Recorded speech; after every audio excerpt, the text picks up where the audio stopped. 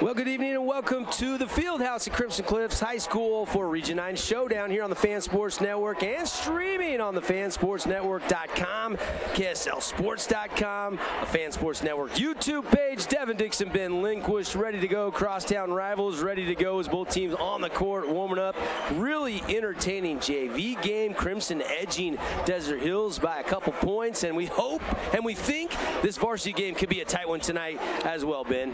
Hey, first of all, Devin, no other place we'd rather be on a Friday night than here at the home of the Mustangs, watching a great crosstown rival, Desert Hills versus the Crimson Cliffs Mustangs. We got some great games going on across the way as well. Yeah. And I'll tell you what, this is going to be a great game. I think so. Obviously, Crimson 1-2 entering tonight in region play, coming off a nice win. Big Sean Phelps had 22 points in that game on Wednesday night. They were down at the half, Ben. You were at that game, and they came roaring back. What a run in the third quarter to really blow the doors off. At one point in the second half, the Mustangs had a 30-point lead. Yeah, well, and it was a 50-20 run in the second half compared to the first half. Cedar put up a great fight in that first half. A lot of hot shooting from behind the arc, as a lot of teams have done against this Crimson Cliffs team. So, Big Sean Phelps, you mentioned him. He's certainly going to be a guy that we got to watch tonight. Going to have a serious size advantage over anybody else. And then, of course, we have Eli Allred across the way. This he's 3-year starter now at this point for the Desert Hills Thunder, or 2.5-year starter, but a lot of star power tonight on these two teams. Yeah, Eli coming off 19 points, and boy, have the Desert Hills Thunder been shooting the three. 17 threes last Friday night in a win over Hurricane. 10 more threes on Wednesday in that win. That was Cedar first, where they hit 17, and then 10 against Hurricane. Let me correct myself. And Eli Allred, a guy that can score at all three levels. We talk about Owen Mackey being able to do that. Nash Schroeder, some of these premier guards in the region, and Eli Allred is one of the same. An explosive scorer, a guy that, you know, you're okay with taking a couple of bad shots because he can make tough shots. This is our Boulevard home game of the week, and so Big Sean Phelps, Eli Allred, going to make them our Star Watch players tonight, brought to you by Finley Subaru, but the supporting cast is going to be so important tonight, and I'm really interested to see the chess match between these two coaches, first-year coach Scott Murdoch, and then, of course, longtime coach Chris Allred. Now, a little note, Eli Allred is not Chris Allred's son. It's actually his nephew. Eli's dad is Craig Allred, who is the volleyball coach and also is a coach at Desert Hills High School, but that's his uncle. That's his head basketball coach. And, of course, Coach Murdoch's son has started to emerge. Got guys like McKay Lindquist and Travis Murdoch that are these sophomores for the Mustangs that are really playing a vital role in this team's success this year as youngsters. And really a lot of youth across the league this year in Region 9. And a couple of other guys on the team to think of on Desert Hills. You got Chaz Holbrook, sophomore, starting point guard. You got Jordan Ebert, another guy who's a sophomore and has started a few games here and there. Certainly going to get some time in this game. And then across the way at Pineview, we've got more sophomores. And at Snow Canyon, we got a lot of youth in this league. A lot to look forward to the next couple of years. Yeah, even Hurricane Cedar. I mean, maybe that's why they're taking a little bit more of their lumps early in region play, because they're starting a couple sophomores in their starting five. Of course, Jackman getting hurt. Caleb Jackman for Hurricane broke his foot, but Crimson's had their injury bug hit too. They've had the flu come through the team. Drake Carroll's missed time. Noah Marsden missed a game. But Scoop Johnson continues to rehab. Do we have a timetable in Scoop? I heard like early to mid-February is kind of the timetable for Scoop to return to action. Sometime maybe towards the end of the regular season. Yeah, just from the little I've heard, it doesn't sound like he's feeling any pain in there. I guess he's going to get x-rays next Wednesday, and that'll kind of tell the rest of the story for him this year. But certainly a guy that, not just a starter, Dev. This is a guy that probably averaged 4 or 5 steals a game, 16, 17 points a game, and one of the toughest on-ball defenders in Region 9 basketball. So this is the kind of situation where it's next man up, and we've seen that across the way. We've seen with Owen Mackey where he's had a bum ankle and had to miss some games. And certainly every team in the league will put up with it some point of the season where they've got to figure out how to handle adversity and injuries. You look at the RPI rankings. Yes, you mentioned that Boulevard home broadcast from Pineview. That's number 3 Dixie, number 4 Pineview. Caden Formaster, Casey Winters on the call. That's on our website. It's also on the radio. We'll be jumping maybe on the radio a little bit later on in the broadcast, but glad you found us here on the live stream. But it's going to be a fun night tonight. The other matchup is Cedar at Snow Canyon. So Snow Canyon loses a heartbreaker by 3 at the pit, and now they've got to try to bounce back. Meanwhile, Pineview and Dixie, they're both 2-0. So after tonight, there's only going to be one team left undefeated in the region. But this feels like one of those pole position meaningful games in this one. We mentioned, 2 wins for the Thunder in region and the 1 win for Crimson. But there's a lot of games still left to be played. Yeah, and you hate to say it's a must-win game for a team like Crimson right now, but at 0-2 in the region, losing a heartbreaker, 1-2, I'm sorry, losing a heartbreaker a week ago Friday at Snow Canyon by 1 as Owen Mackey drills a 3-pointer out of an out-of-bounds play. They come back, they beat Cedar 1-2. If you want to contest, you got to hope that maybe you beat Dixie one more time and someone else beats Dixie. So these 2 losses, I mean, I hate to say it, but I don't think any other team is going to be able to get 3 losses and win the region. I think it's going to be 1 or 2 for that first place team. And then you have Desert Hills, who, they really have a chance right now with a couple of early wins at 2-1 for them to get to 3-1, and that certainly looks a lot better than 2-2 if you're trying to contest for that first place. Yeah, and Desert Hills again played Cedar and Hurricane, so they had a little softer schedule. Crimson's played Dixie and Snow Canyon, a little tougher schedule. At the end of the year, it's always going to level itself out, but it is important when you're at home, and it's always important to at least get a split in a week. If you can't get the sweep on a Wednesday and a Friday, at least try to get the split. Now, both these teams won on Wednesday, and so this is going to be a big week for the winner of this game tonight. You look at the RPI rankings coming into this game, and Crimson has kind of slipped down just a little bit. Desert Hills now 9-5. They're at number 11, and Crimson is at number 16. Yes, they win at Cedar, but it really didn't improve their RPI very much. And of course, this is changing game by game, week by week. And what it looks like right now is going to be probably a lot different than what we see before the state tournament brackets are revealed. Absolutely. The thing to note for Crimson is how their strength of schedule, one of the toughest in all of 4A at this point through the season. And really, the X factor, though, is as you can see the people start to fill in. This is going to be a packed house tonight. And this is a crosstown rivalry. You talk, of course, everybody wants to beat Dixie. You always have these individual lineups, but at the end of the day, these 2 schools love to compete against each other. You've seen it in the state championship for football. You've seen it on baseball fields. These are 2 teams that I don't want to say they don't like each other. They just like to beat one another.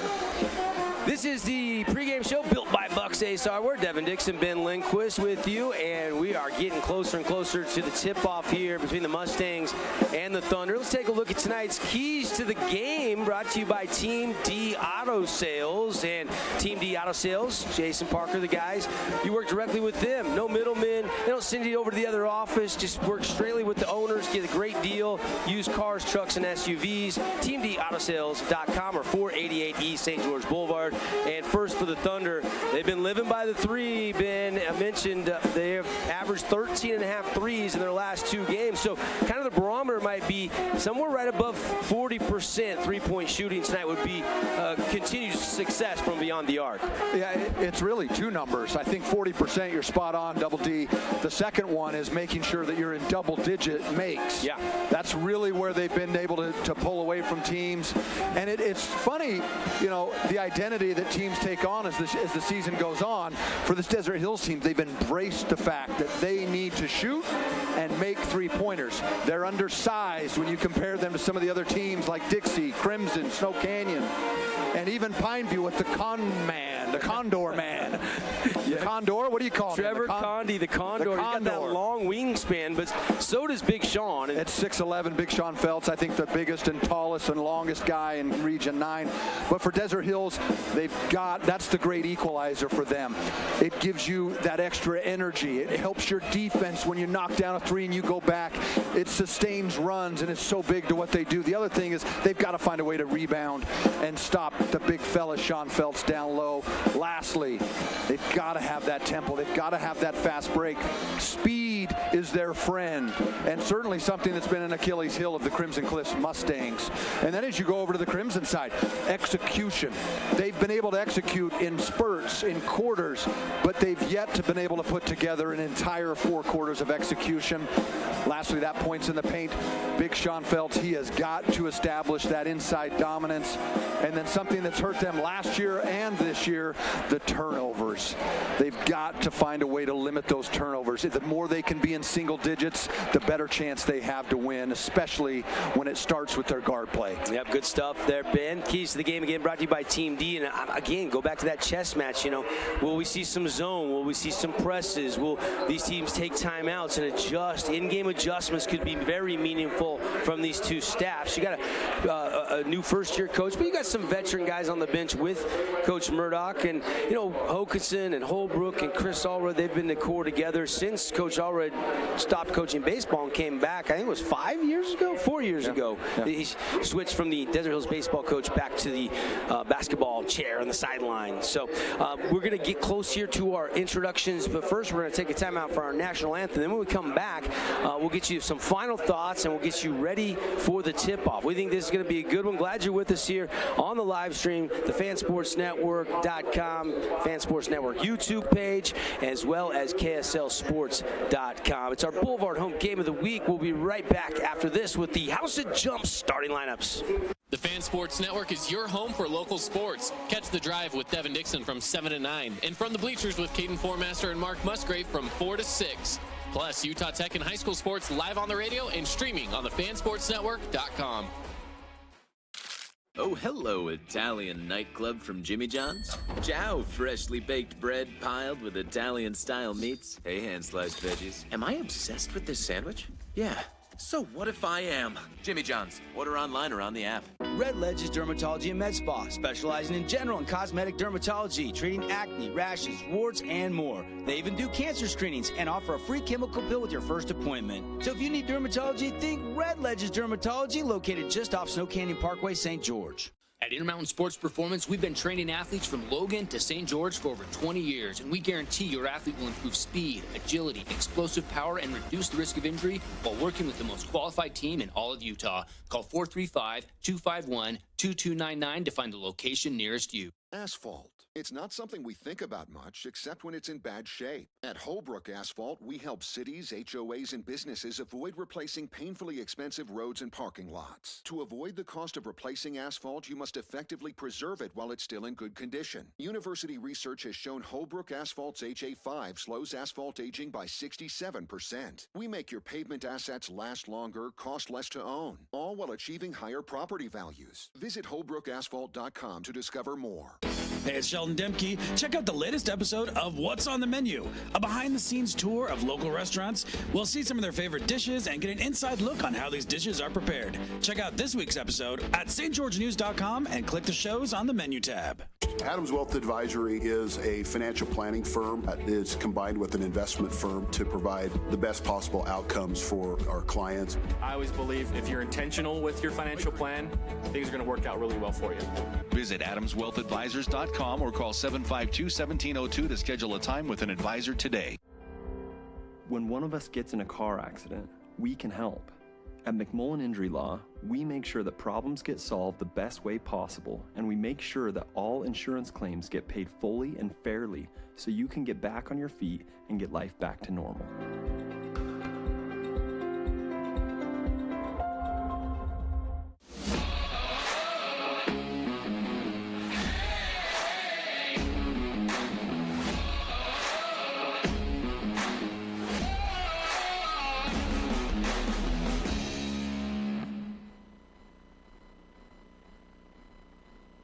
Welcome back, everybody, here to the field house. Crimson Cliffs and Desert Hills getting ready to go. Had a soloist guitar. You might be able to see him kind of walking in front of the Mustangs bench. Great rendition of our national anthem. And now we're going to get our House of Jump starting lineup. Start up some fun. Go bounce off the walls at their house, the House of Jump. You get a $100 gift card this month with 20 passes. You can use it for anybody in your family. Huge savings. You can check out the website or stop by over there off Dixie Drive. Jackson Holman and Mason Rasmussen, the first two starters. Now Ben Chase, the junior, getting introduced. Here comes the senior Eli Allred, leading scorer for the Thunder. And then the point guard, the sophomore Chaz Holbrook. And Ben, you've seen a lot of Chaz Holbrook. He does not look intimidated starting for the Thunder as a young sophomore. No, this is a guy that's really embraced that varsity starting point guard role. A guy that spent a lot of time in point guard camps across the country, competing at high levels, learning his craft. A guy that's certainly ready and looking forward to this rivalry game. Mason Rasmussen was coming off the bench early in the season. They've now inserted him into into the starting lineup. So they'll bring Hunter Clark off the bench. Chase Curtis also has had some time as the big in the lineup there. They are not big. Their tallest player at Desert Hills in the entire program is about 6'4", 6'5". Openshaw played a lot of the JV game. He's probably the tallest, and then Chase Curtis right below him, which is a problem for Big Sean Phelps, who's getting introduced right now, as well as Drake Carroll and Marsden. And here comes Trevor Taylor, who's kind of a lockdown defender. Be interesting to see if he matches up against Eli Allred in a man-to-man defense tonight.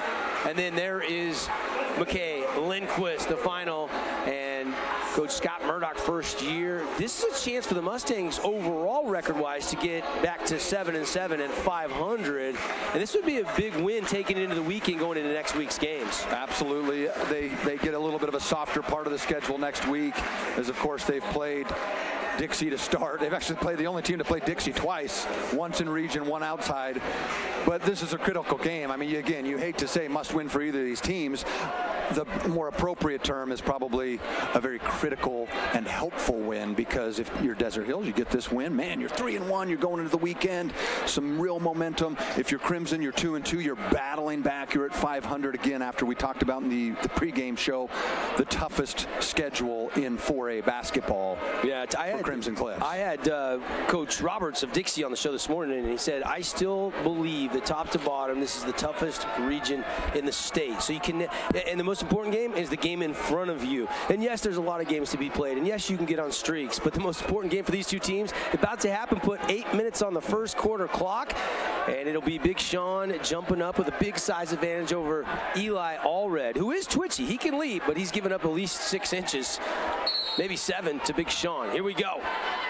And the tip is up and won easily by Big Sean Feltz, who had a monstrous dunk last Friday night. We'll see if we can get a house of jump dunk for you tonight and get everybody free 1 hour jump time on the text line. They try to quickly insert it to Sean. It's knocked out of bounds. And you can see already the focus of trying to get him a touch early. And I really think if Sean can get that in there, no doubt that Desert Hills is going to have to run a double team at him. If he can square up or look opposite weak side and try and be a facilitator if it's not there when a double team comes. This switch, Holman was on him, so Taylor gets the inbounds pass, fires it up in the corner, no good. And the other thing is, too, is you got to tell, if you're Crimson, you got to say, hey, Sean, we need you to go offensive rebound, attack the glass. You have a serious advantage. Desert Hills opening possession for the Thunder, 30 seconds into this game. Out tops Holbrook. And that trap, that double, and now they switch. Good ball rotation, but a block by Big Sean all the way out of the three-point line. And that's what you want to see. He has such a size advantage. As we see Marsden up here with the 3, he is instant offense. I joked with Caden that he's kind of like Vinnie Johnson, the microwave from those Detroit Pistons teams. He catches it, he thinks one thing, let it fly. Cache Valley Bank three-pointers. Appreciate Cache Valley Bank, our three-point sponsor all year long. Holbrook trying to answer, and it's short. Lindquist ahead to Marsden, back to McKay. Lindquist for the triple of his own. He got it and won. The rarity. The Cache Valley Bank 3 and a chance for 4 from the stripe. A rare chance for a 4-point play, as it's all smiles for Crimson as they come out 2 for 2. You know, we talked about in the pregame show containing this Desert Hills three-point arsenal. We might have had it wrong, Devin. It might be the Crimson Cliffs who are ready for a breakout. Yeah, 2 in a row. McKay to the line for the fabulous Freddy's free throw, and he misfires, but 6-0. Great start for the Mustangs. There's a reason they're called free throws, Devin. They're free. You got to knock those down. A little adrenaline, a crosstown rivalry. You did the hard part, Dev. You made the 3. Right. And McKay's what, 76% from the free throw line this year? He's in the 70s for sure. Yep. And another block, the second of the game for Sean. Taylor wants to push. Over to McKay Lindquist for another triple, and it spins out. It looked true, but it does bottle around and go the other way to the Thunder. But so far, you like what you see if you're Crimson. Right now, if you're Desert Hills, using a shot fake now, as you see that Crimson has this length. Oh, and a quick pass out of bounds through the wickets of Jackson Holman. I thought maybe they could hit Allred at the elbow, but instead tried to go to the corner, and Holman was not ready for that whip pass. I think what you'll see is these teams settle in, right? This is a big game. There's some youth on the floor. I think we're going to see a little bit of a helter-skelter play here for a few minutes as these teams get a sense for the flow of the offense, see how they're actually calling the game from a refereeing standpoint. Shot won't go, and Lindquist put back. He's got a quick 5. We talked about the rebounding and keeping them out of the paint. Crimson has the length. Desert Hills is going to have to really box out to stay in this game. 8-0 is the score, and you got to believe if the Thunder can't score here and Crimson scores again, you might need a Chris Allred timeout just to calm guys down a little bit. Tremendous just focus start. on, hey, look, let's get back to our game. Let's get an easy shot. And Strip, beautiful defense leading to a transition lay-in, but he missed it, and Big Sean follows it with a two-hand flush. Get the text line out. Woo. It's House of Jump time early, perhaps our earliest House of Jump call out. Big Sean Feltz with the follow-up slamma-jamma. 1 free hour jump time for everybody. All you have to do is text keyword dunk, D-U-N-K, to 833-644-2423. That's not fair, Big Sean. Too easy for him on the fall, but you get rewarded when you run the floor. Absolutely, and like we talked about, he's a guy you have to find him on those defensive rebounds so that he doesn't get a chance to get up there and use his length. But you called it a 10-0 run. Got to call a timeout there and just settle the guys down. You know, here's the thing. Desert Hills plays so hard. A 10-point, deficit, they're not out of this game. They play so hard. The 3-ball is the great equalizer. All you do is just settle them down and say, hey, look, guys, we got this. Let's get a good bucket. Let's draw something up, and then let's go down and start one at a time getting defensive stops. Timeouts all season long, brought to you by Udy & Associates. See how much Luke Udy at American Family Insurance can save you on home, auto, or life insurance. Just give him a call, get a free quote, 435-251-9102. Good pass to the corner. Rasmussen, great look at the 3, but off the back iron, ricochets too strong. And now the pass ahead to Lindquist, hanging and hitting. Another and one opportunity for McKay Lindquist with the left hand. Great pass up the court. I thought he might throw something over to Sean Feltz, but I like it. Not dribbling, going up. You got a guy on your hip. You've got to try and finish those types of plays. I like how he kept that ball out wide and then extended it so it couldn't be blocked. Just beautiful transition offense. Lindquist already has 7, looking for 8. He's got 8 points already. He came in averaging 6.3 points per game. The young sophomore, tremendous start here tonight. 4:42 to go in the first quarter, and we got a block down low. And I don't know if we can see a replay there. I think both sides are like, well, that was a block, and the other guy's saying, no, that was a charge. But as we see there, I think that was probably an offensive foul. It looks set Again, to that's me. the hardest call for these referees, the block charge, and it's at every level. You know, the NBA and college, they've got a little bit of help with that restricted area, but in high school basketball, it's such a difficult call for these officials. Ben Chase, yeah, and Taylor, you put those hands in, and was he moving or sliding? Was he not there early enough? That's the official's judgment call every time. But welcomed and timely points. And there's, Ben Chase is a great shooter, so being able to see a couple free ones go down, it opens up the hoop a little bit, and certainly at a critical time for Desert Hills. So 2 free throws good for Ben Chase. He's just a junior. And Marsden for 3, no. And defensive rebound cleared by Ben Chase. Some of you might remember, longtime Region 9 fans, Mason Chase, his older brother, also played at Desert Hills. Went up in the NWAC and played in the Northwest, up in Wenatchee Valley, I believe, if I'm not mistaken, for a stint at college hoops. Look, we've had so many great players in this region. It's always been Region 9 for me. I know we went to Region 10 for a while, but Region 9 just sounds right. That was one of the hardest things as an announcer, just get out of my head. After like 17 years of broadcasting Region 9, to go 2 years of Region 10 was miserable. I must have missaid it at least a dozen times for the first couple weeks until you kind of got that out of your vocabulary. But I think everybody was excited when the realignment came out. It was back to Region 9. Again, one of the things we talked about early on was the youth in this region. There is so much youth as we see Eli Allred there. That is his sweet spot, Devin. Yep. He is one of the best mid-range jump shooters in Region 9 history. Yeah, and again, we mentioned he's a guy that can hit the three, but he can really hit that mid-range jumper, finish at the rim, and now a turnover, and now Desert Hills has cut it down to 13-4. Suddenly a 9-point game. Again, you're looking over here saying, look, guys, one at a time. Let's chip away.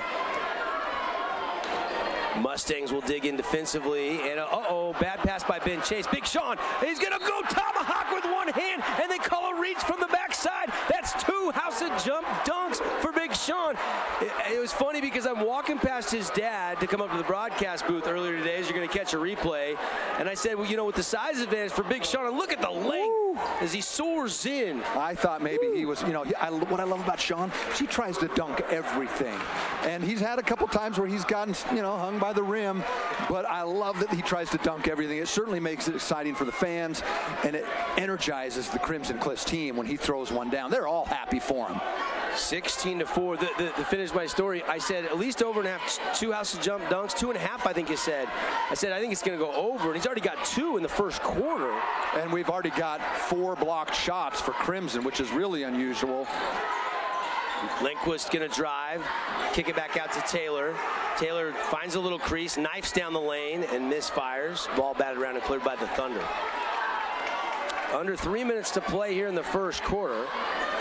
Apologize, our scoreboard for our online viewers is not working. We're working on getting that fixed for you, so we'll keep you posted. But a 12-point lead right now as Holman whips it all the way out. They go to Allred in the corner. And you kind of feel like Allred needs to get some spots and try to get some looks, but that time. And I like the idea of, Eli's so good inside the three-point line. It's easy to fall in love with the three. But, boy, if you could get him a couple of posts up and have him kind of operate like we've seen Owen Mackey. Right. When a double team comes, you have him. He's a great passer. That's what you're probably going to need to do to get back into this game is just chip away, get some buckets inside the paint, or draw Big Sean Feltz out on a ball screen and see if you can get him away from the hoop. We'll find out if they can do a little bit more of that, but right now I got to worry about Mr. Taylor for 3, missed it, and rebound Thunder. Yeah, and not a bad shot, but in this kind of situation, you really have to think about good, better, best. Rasmussen looked like he wanted to get that out really quick, kind of rushed it, and that's no good. And here's Desert Hills that's, hit 27 threes in the last 2 games, and in the first 6 minutes have not hit one, and another opportunity for an and one for the Mustangs. And with just 2 minutes left, 18 for Crimson with a chance to put it to 19 at the foul line, 4 for Desert Hills. And this has been Crimson's, even that Cedar game where they dominated that third quarter, this has been their most dominant quarter of the season. No question. And how about this? 4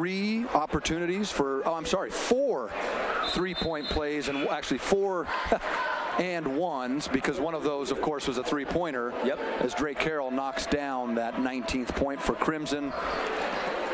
Again, you're saying the same thing. Guys, let's just get an easy one. As we see Jordan Ebert, the sophomore that we talked about in the pregame, into the lineup to see if he can add some firepower here and some explosiveness. Elbow jumper after Big Sean ran by Allred. It's a good look, but it won't fall. And here come the Mustangs trailing the play. Carroll, and that 3-pointer, no good.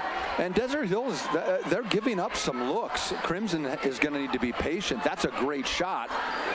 I think you're totally happy as we see Jackson Holman knock down a 3, a guy that we've seen make 4 or 5 in a row this region season already. Yeah, no, that was a big shot for Holman to get him going and get the 3-point shot going. But Carroll's going to answer with the lay-in with a little kiss off the window. Great left-handed finish. A guy that likes to go right a little bit more, but can go left, as we see Eli with the contested 3-pointer. Good offensive rebound and a baby left hook for Chase Curtis that goes nothing but net. Chase Curtis has great footwork.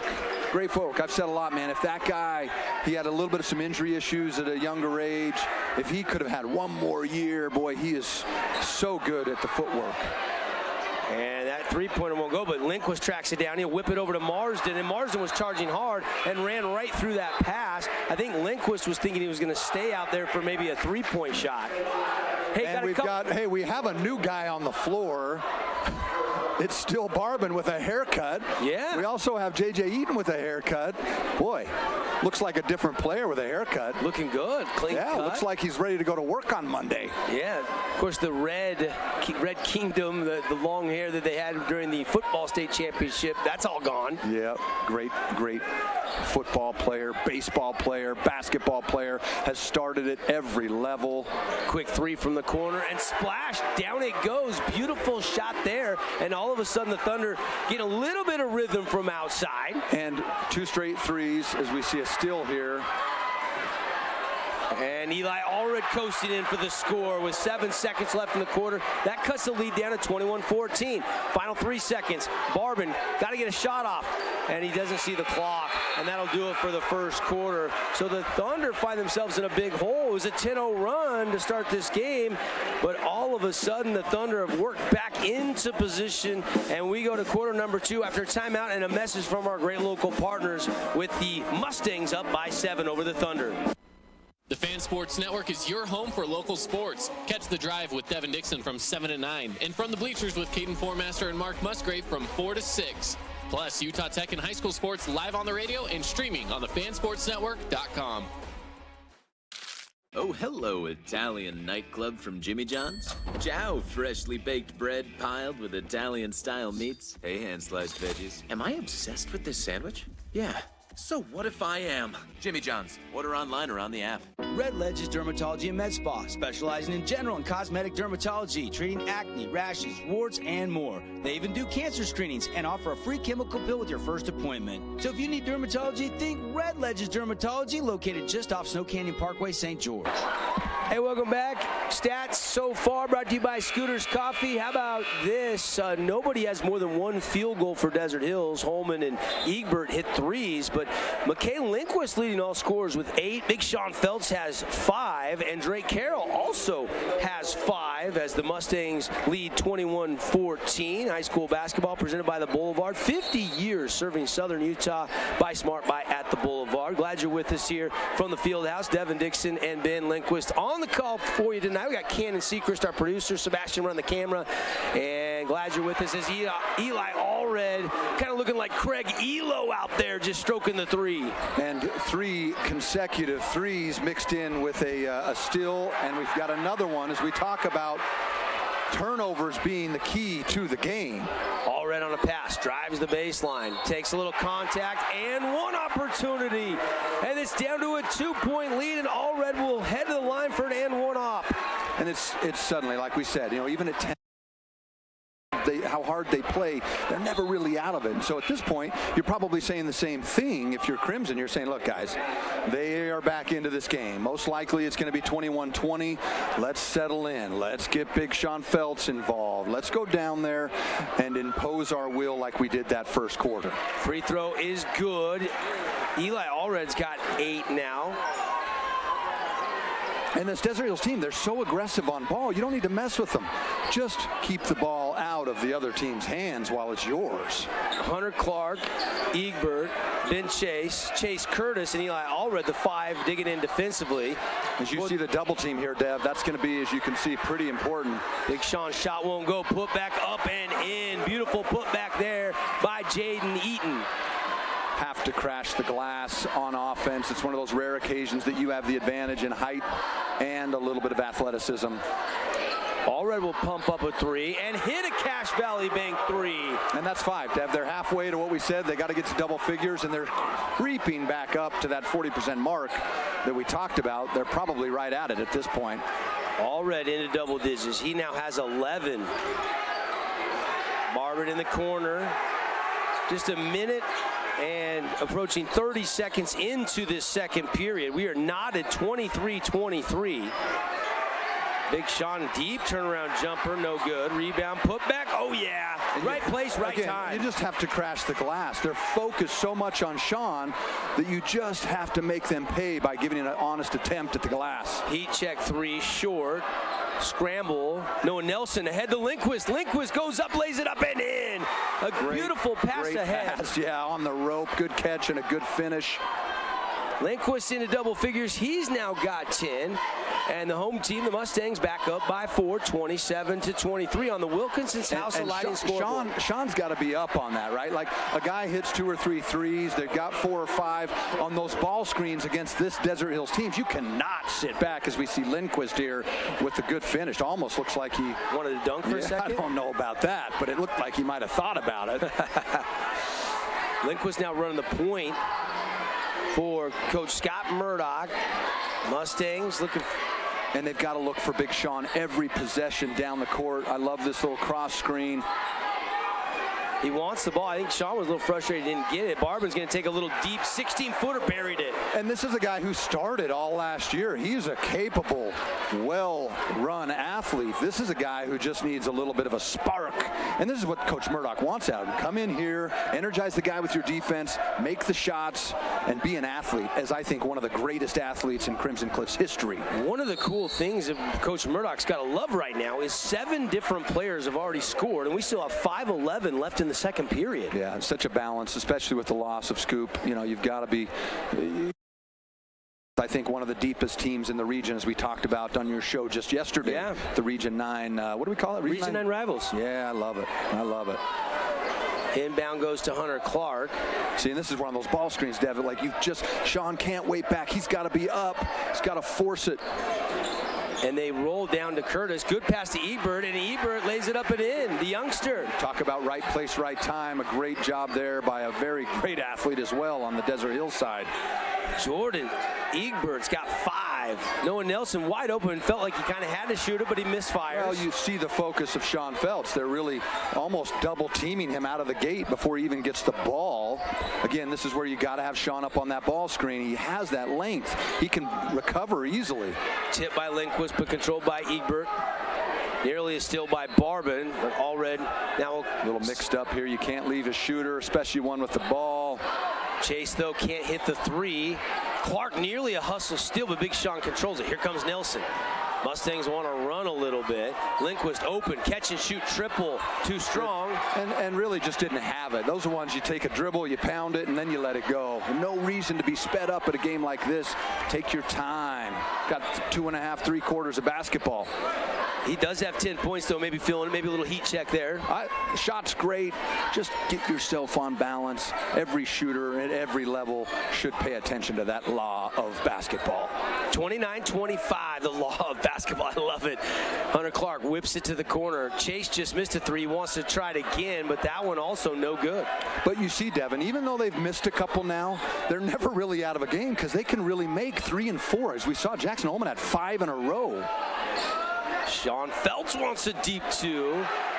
Rims have tightened up just a little bit here in the. I wouldn't be opposed. You know, I'm a big believer in using your timeouts to settle kids down. I wouldn't be surprised here if we see a little timeout by Coach Murdoch to say, hey, look, guys, look, 4-point game.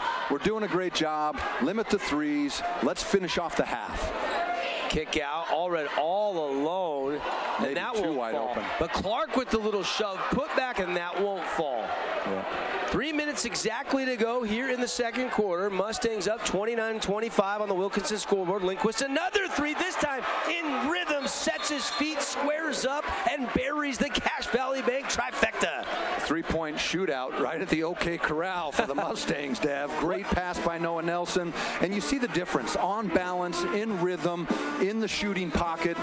Let it fly anytime in my book when you've got those things. I believe season high for Lindquist is 18. And already 13 here. We still have quite a bit of time left in the second quarter. Just a little over 3 minutes to go. Glad you're with us here. Appreciate some of our great sponsors later in the program.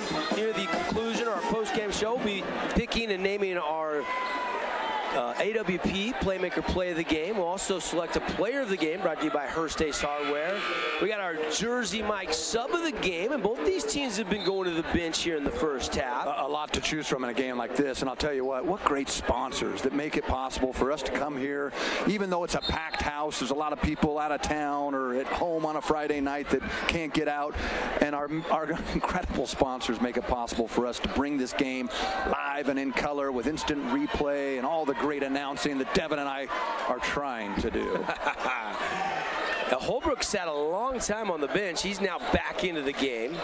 Probably because Egbert was giving him some good minutes, and the little scoop shot by Chase won't go. And again, the Mustangs want to run as one, and he was looked out of bounds. They say saved by Desert Hills. I think you see every one of the Crimson coaches with their arms up saying, wait a minute, and all the other Desert Hills coaches are like, let's go, down on offense, down on offense. Everybody kind of stopped like they thought the whistle was coming. It just never came. Yeah, it just looked funny, right? We'll have to take a look at that next stoppage. 2:03 left here in the first half, and the Mustangs have pushed the lead back up to 7. At halftime, we'll get you some Nets on Fire score updates from the other region games as Chase misses again. And the fight down low, and they're going to call a foul on Murdoch. And it's going to stay at Desert Hills Inn. Let's go back to that save by the Thunder. I love instant replay. Holbrook with the great save. And I'll tell you what, I'm pretty sure he had done 2, 3, 1, 2, only 2 steps out of bounds. I don't know how that. I looked out of bounds live, but I wasn't sure. But yeah, clearly 2 steps out there. Hey, and again, I usually say this once a game. I guess the rest are human too. Yeah, no question. They never seemed human when I was playing, but I guess from up here, Me either. We'll give them a little credit. I'll never forget. Well, I'll save that story for halftime. Eli Allred with the mid-range J. Again, one of the best in region at that mid-range game. But you see, Drake Carroll's got to come off there. You can't guard a space on the court. You have to guard a man. Murdoch triple, little shot that maybe was straight away and contested. I couldn't tell if it was blocked or if he just left it short. And now the Thunder down by 5 can inch closer. Mismatched here. They've got to find out. There we go. Yep. Again, they don't even post a guy up. It is literally 5 out, 0 in as they see the sweet spot, and he's going to make that 8 out of 10 times, Devin. He's just too good at those junctions. Smooth J from Eli Allred. Game high 15 for Eli Allred, the senior. The sophomore, McKay Lindquist, pacing with now 15. I was about to say 13, and McKay lays it home. And great job facilitating for Trevor Taylor as he just looks over that weak shoulder, sees the pressure come, and my favorite thing in basketball, the basket cut. Always put pressure on the defense, Devin. Come on. That's rule number 2 in the law of basketballs. And rule number 3 is never leave the basketball if you're on defense, Devin. Right. How many rules are we going to get tonight? I think there's 5. 17, 18? There's 5, yeah. And then it's sub rules. We could add them if we want, though, later. We make our own rules here on the Fan Sports Network. There's 5 core rules, right? I mean, you definitely, and not in any particular order. There's just 5 of them. You obey those 5 rules, and you're going to be successful. So they'll slow it down here. There is about a 5.5 second differential game and shot clock here. Mustangs can definitely work some clock if they so choose.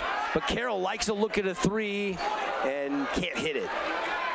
Now the Thunder can hold for the last shot of the first half, trailing 34-29. Coming up, Rally Stop halftime show. Scores, highlights, stats, reaction to this game. Of course, we'll look around the region on the Nets on Fire Region 9 scoreboard. We were hearing a tight one over there at the pit between the Flyers and the Panthers at the half. And that shot won't go by the Thunder. Desperation, I don't think it left his hand in time. Almost took a cheerleader out. That cheerleader's like, I didn't know we were going to be part of the action tonight. Entertaining first half. The home team, the Mustangs of Crimson Cliffs, lead 34-29 on the Wilkinson scoreboard. Light it up with lights, fans, home decor at Wilkinson's. 2-minute timeout. When we come back, Rally Stop halftime show. We'll get you some of the halftime festivities. Looks like the stunt team is going to be out to do some tumbling here at the field house. And like Ben said, we'll go around the region. We'll check in on the Utah Jazz. They're playing Toronto tonight. We'll get you some scores and all the stats in this one. It's the Mustangs by 5 here on the Fan Sports Network. Stay with us, everybody. At Intermountain Sports Performance, we've been training athletes from Logan to St. George for over 20 years, and we guarantee your athlete will improve speed, agility, explosive power, and reduce the risk of injury while working with the most qualified team in all of Utah. Call 435-251-2299 to find the location nearest you. Asphalt. It's not something we think about much, except when it's in bad shape. At Holbrook Asphalt, we help cities, HOAs, and businesses avoid replacing painfully expensive roads and parking lots. To avoid the cost of replacing asphalt, you must effectively preserve it while it's still in good condition. University research has shown Holbrook Asphalt's HA5 slows asphalt aging by 67%. We make your pavement assets last longer, cost less to own, all while achieving higher property values. Visit HolbrookAsphalt.com to discover more.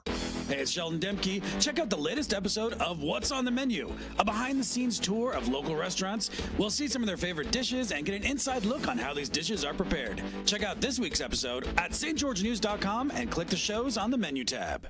Adams Wealth Advisory is a financial planning firm that is combined with an investment firm to provide the best possible outcomes for our clients. I always believe if you're intentional with your financial plan, things are going to work out really well for you.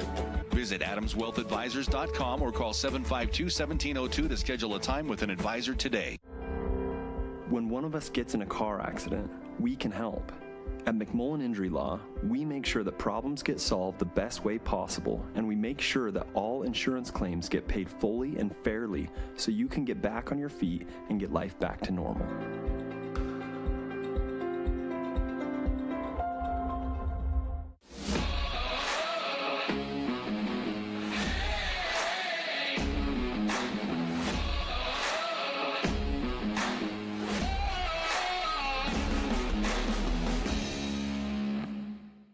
Check out this week's edition of TGIF on stgeorgenews.com. TGIF is your weekend adventure guide to all the fun and exciting things going on in southern Utah this weekend. Find this week's edition at stgeorgenews.com and click the shows on the menu tab. Have a blast this weekend. We give you the green light. 4 Seasons Auto Sales. Hook you up with some wheels. Drive on out of here. We give you the green light. Buy here, pay here. Can apply online. Now it's time to ride. I've got 15 seconds to list all the reasons that you should call Jason Baum at Bay Equity Home Loans. First-time home buyer specialist, down payment assistant loans, investment loans other guys haven't even heard of, reverse mortgages, and so many more to name before I run out of time. This cheesesteak is so freshly grilled, you could still hear it sizzling. I can hear it too. Me too. Actually, it's the Cheesesteak? grill. Grilled right in front of you. It's a Jersey Mike's thing. First Ace Hardware is convenient. Hey, welcome back, everybody, here as we are live at a Rally Stop halftime show, and appreciate Rally Stop before, after the game. Head on over to Rally Stop for drinks, snacks, fuel before or after the game. Southern Utah Rally Stop's great sponsor and proud partner of Region 9 Hoops here on the network. At the half, again, Desert Hills trailing Crimson 34-29, but this could have been kind of over in the first half, but Desert Hills, after a slow start, really started to find some rhythm. And how about the first half for a couple guys? Mikhail Lindquist leading the way for the Mustangs, 15 points tonight. He was terrific. And Eli Allred in that second quarter really got it going. He had 17 points to pace all scorers. And the supporting cast, though, Ebert with 5. Then behind that, it was just 2 apiece for Ben Chase and Chase Curtis. And then Jackson Holman did have one of those 3-pointers. Supporting cast and our stats brought to you by Scooters Coffee. Noah Nelson with 2. Still Barban had 2. J.J. Eaton with 2. Noah Marsden had 3. Sean Phelps 5, but 2 monstrous dunks, including a putback slam. And 5 for Drake Carroll as the Mustangs lead by 5. Any surprises there with the statistics, Ben? Well, I definitely think we expected Eli Allred to be explosive, and as we focused on him, that star power that we talked about in the pregame show, I think we saw kind of what Desert Hills is all about. Pressure defense. They got a couple of steals on ball. Great 3-point shooting. Even when they missed 3 or 4 in a row, they never gave up. And that's really the great sign and the sign of a great 3-point shooting, really, because a lot of teams will, they'll miss 2 or 3 in a row and then they'll get down and discouraged and they'll have a cold shooting night. Desert Hills, they miss 3 or 4 and they think, well, 5 or 6 is going to be the next one that goes in. And so you just don't see that a lot. It's a hats off moment to them and their coaching staff for the way that they give confidence to their players. And then on Crimson, you see just how explosive Sean Phelps is when he rebounds, when he runs the floor, when he imposes his will on the defensive end, blocking shots. I mean, they had 5 block shots in the first half. That's how that team has got to play. the rest of the way. I think we go back to our Team D auto keys to the game. Thunder under 40%, so Crimson doing a good job in that regard. We thought Desert Hills would be the team that was going to have to get out and run and rely on fast break transition points, but it's been Crimson. A lot of their buckets have come. Couple and ones, three and ones on a layup, and one on the three-point play, or the three-pointer to make it a 4-point play. At the half, again, presented by Rally Stop here. All right, let's get you caught up with the games from around the region. It is 39-31, so Dixie, who had trailed 15-10 at the pit at the end of the first quarter, took a 3-point lead, 26-23 at the half. Now is up by 8 right now. So we'll keep you posted, but a very close game. This Pineview team, one of the surprises in the region. Yes, we know Nash Road or Griffin Shepherd, but that supporting cast is coming along nicely, and they're kind of relishing that underdog role over there. And if they could upset Dixie tonight, they'd have sole possession of first place, but they got an uphill battle. But helpful that they're at the pit. Great environment. I was over there on Wednesday, and I'm sure it's rocking over there tonight. And I think all you really have to try and do as a team is don't go out and try and beat Dixie every night that you play them for the rest of the Region 9 schools. Can you keep it close? You know, they've had some struggles in close 1- and 2-point games. They've won some. Of course, they've won a couple overtime games, and they've lost some. The idea is, can you make it close going into the fourth quarter when you're at home?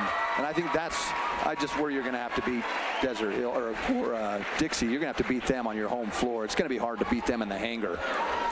Yeah, no question about that.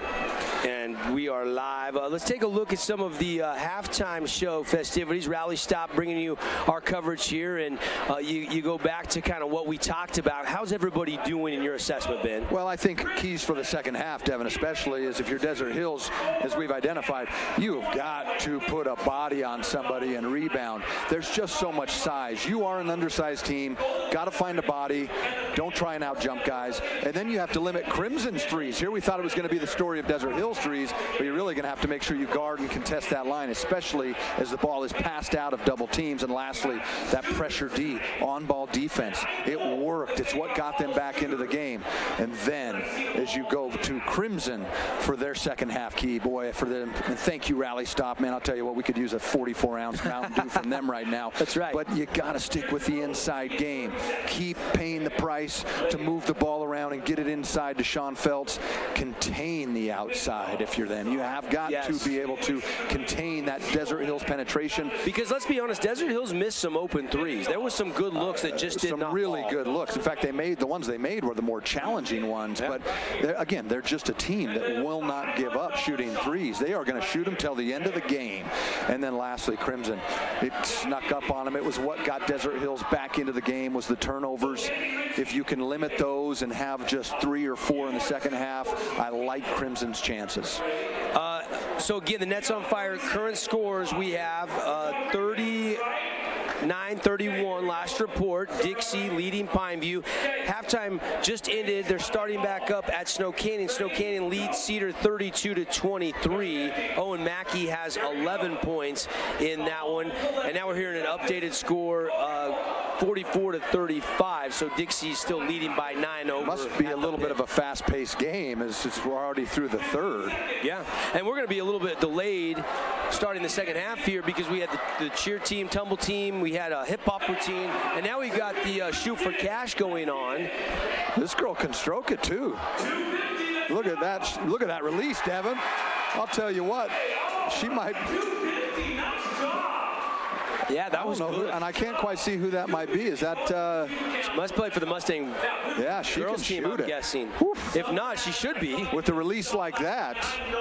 Talk about Craig Elo. Did you really throw a Craig Elo reference out there? Yeah. Okay. All right. Old Cleveland Cavs guard.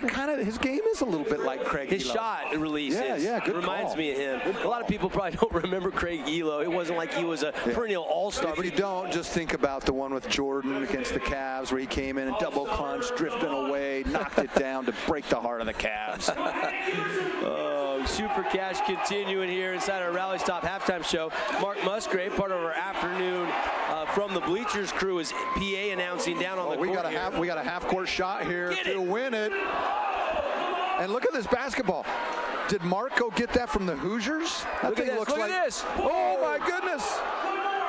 I think she's got it. She's online. Are you kidding me? Whoa! Are you kidding me? That's $500, I believe, donated, I believe, to one of the clubs here, one of the sports teams at Crimson Cliffs. She was online on the first two. The first two looked like they were in.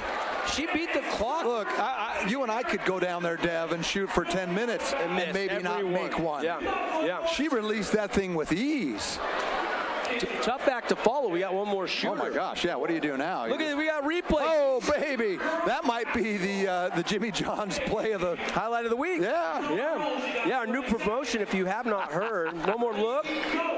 Jimmy John's has teamed up with the Fan Sports Network, and every week we put a highlight out, and at the end of the month, you vote, and Jimmy John's will cater an entire lunch for the program that wins the highlight of the week. We just had our December winner a few days back, and it was the Pineview boys basketball team that won, and they'll be getting lunch. Have we ever seen a back to? Oh no, we've got a loose basketball. Give her some more time. Probably the last shot here. Oh my goodness. Pretty good shooting expert. Hey, you might not see that good at the NBA All-Star game, honestly, when they do the skills challenge, you know. Well, hey, and I'll say this, Dev. I mean, we talk about boys basketball, we talk about football. There are some incredible athletes in Region 9 on the girls' side. We have, you got the Hamlin girl over there, Snow Canyon.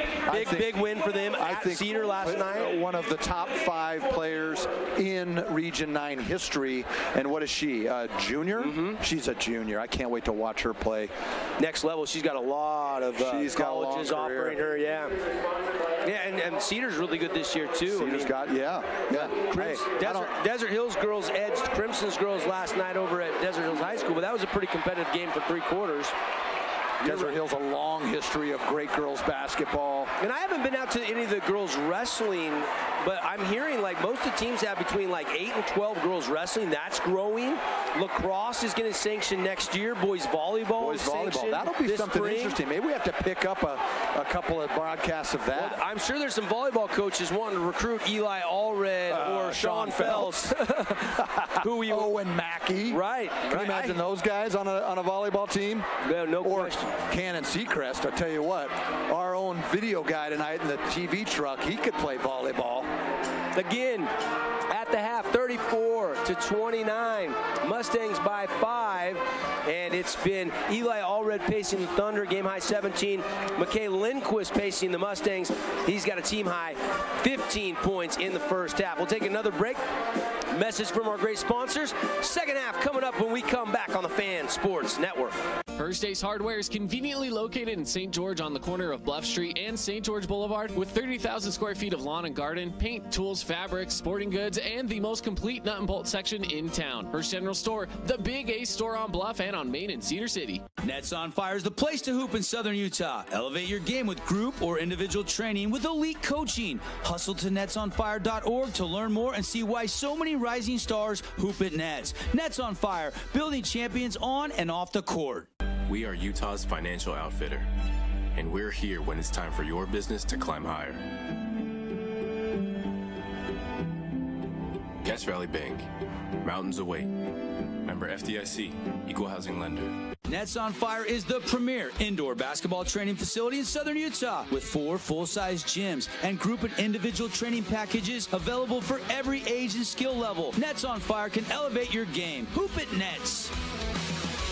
Sullivan Homes is a fan favorite for homeowners in Southern Utah. Their Just Right features come standard, and you always get quality construction and the Just Right home and commercial building experience. Visit sullivan-homes.com to make your dream home a reality. Own property and want to rent it? Then you need the right team with 11 years of local experience, a staff of over 25 employees, and a 4.9 Google rating. Aim to maximize your rental income and find quality tenants while keeping turnover low to increase your revenue and truly maintain your property. Learn more at redrockpropertymanagement.com. As a local business owner, it's important to get the word out about your business. More people equals more revenue for you. Get your business in front of over 160,000 people in Southern Utah each week with St. George News. Contact St. George News today. We love giving back to our community, and over the years, we have provided vehicles for families in need, supported local charities, and helped train our first responders. Dealer Collision, your place for collision repair.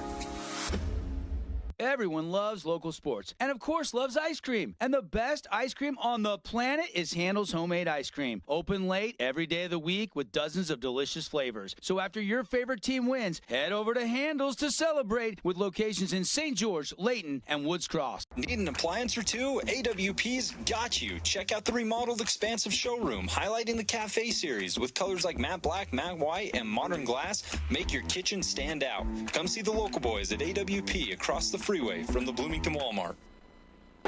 Hey, welcome back, everybody. Thanks for watching the Rally Stop halftime show. Devin Dixon, Ben Lindquist here as we've got the Mustangs up by 5. And we did get a name of the young lady that got on fire there and won a bunch of money for one of the Crimson Cliffs sports. Ben, what was the details on that? Summer Adams, a Crimson Cliffs hooper. Well no done. wonder, man. I'll Well tell you done. what. They've obviously been working on those at the end of practice. This was As we summer. see it right behind the line, no controversy, nothing but net as the buzzer sounds. Look at Musgrave's reaction. Boy, he better, there. Mark Musgrave better be careful. I think he's been lifting dead weights. Look at him raise those arms up. I'll tell you what. Look at the students running on that You gotta floor. love that. Again, look, I love the NBA. I love college hoops. But high school basketball, where they still play for free and for the love of the game. Here we go, second half. And we do, Devin. We've got our scoreboard running as we see Drake Carroll knock down that jumper. He says, I can be Eli Allred tonight. 29-36, 7:47 left. The scoreboard's running. Turns out somebody had a loose wire down there. That's all it is. Technology. You gotta love it. Yeah, Ben called Bill Walton down from the stands and had him go plug it in for us. Actually, Cannon run down there at the halftime, so we're glad to get that going for you again. And Eli Allred trying to answer the Carroll bucket at the other end, and he does. He's now got 19 on the night. And you can't complain about the defense much. Just as we talked, he likes hard shots. Marsden's going to get a great look at a three, too strong. And the guy who kind of started it all, Noah Marsden with the three right out of the gate. I like this. Be patient, turn around jumper for the big fella. Wants a foul, but I think that's one where you look weak side like Trevor Taylor did for the basket cut. Uh-oh, turnover. Rasmussen couldn't handle that pass. It goes out of bounds. You see Mason there, the junior, kind of tap his chest. That one's on me. 36-31, early third quarter, a minute into the second half. It looks like, Dev, is Jackson Holman out with an ankle down there? Got a knee brace on, yeah. And we see Curtis, big 42, longtime Desert Hills student athlete, on the court. Taylor shot no. Put back Big Sean Feltz, oh yeah. And that's just size. He put up a good box out, but sometimes if the ball goes to the right place and you've got length, it's just a no-win. Only 5 first half points for Big Sean Feltz, but he does have a field goal there. And that was a nifty little finger roll with a little English. Going to his right. Ben Chase. I think that even surprised Sean. I think he thought he had a block there, and he just went kind of low on the glass. And by the way, we are tracking really well to get everybody the Holbrook Asphalt Big Score dessert at Yogurtland on a Friday night after the game. 5 ounces free yogurt if either of these teams goes over 55 points. We got a 3-second violation called down low. And after a wild start to the game, we start the third quarter on a little bit of a lull. We had the big basket there from Drake Carroll to start it off, but other than that, almost feels like they're trying to get that rhythm already in the second half. 38-33 our score. Chase Curtis starting the second half has been mentioned because Holman, and he looks doubtful to return based on what we're seeing on the bench of the Thunder. Allred wants a step back three. We talked about boxing out. That goes for both teams as we see a travel there. Just a little bit of a what should I do with that? And that's the impact of a guy like Sean Feltz. That length sometimes, just that presence. You see it at the NBA level with the big fellas that are shot blockers, the Anthony Davises, the Giannis's, the Jokic, those type of guys. But it even does it in high school. Lindquist on the wing. Great first half for McKay, looking to heat back up second half, and that one just hits the front of the rim, the backboard, and then falls off no good. Here comes Holbrook, and the Thunder got a chance to cut it back to one possession, pick and roll. Chase Curtis finishes. And rule number 4, Devin, is not only do you never leave the ball, but on transition, you have got to stop the basketball in transition. Rule number 1 for transition, but number 4 in the rule of basketball. The laws. Tonight's game brought to you by Red Rock Real Estate. And I don't have the exact rebounding numbers tonight, but fairly even on the glass, I would say, so far in this game. And hey, we have a little bit of a surprise here. Region 9 expert, we throw that term around loosely, Mark Musgrave, who was on the court, Devin, for that Summer Adams half quarter. So we see Noah Marsden with a great out-of-bounds play and a little floater from about 8 feet.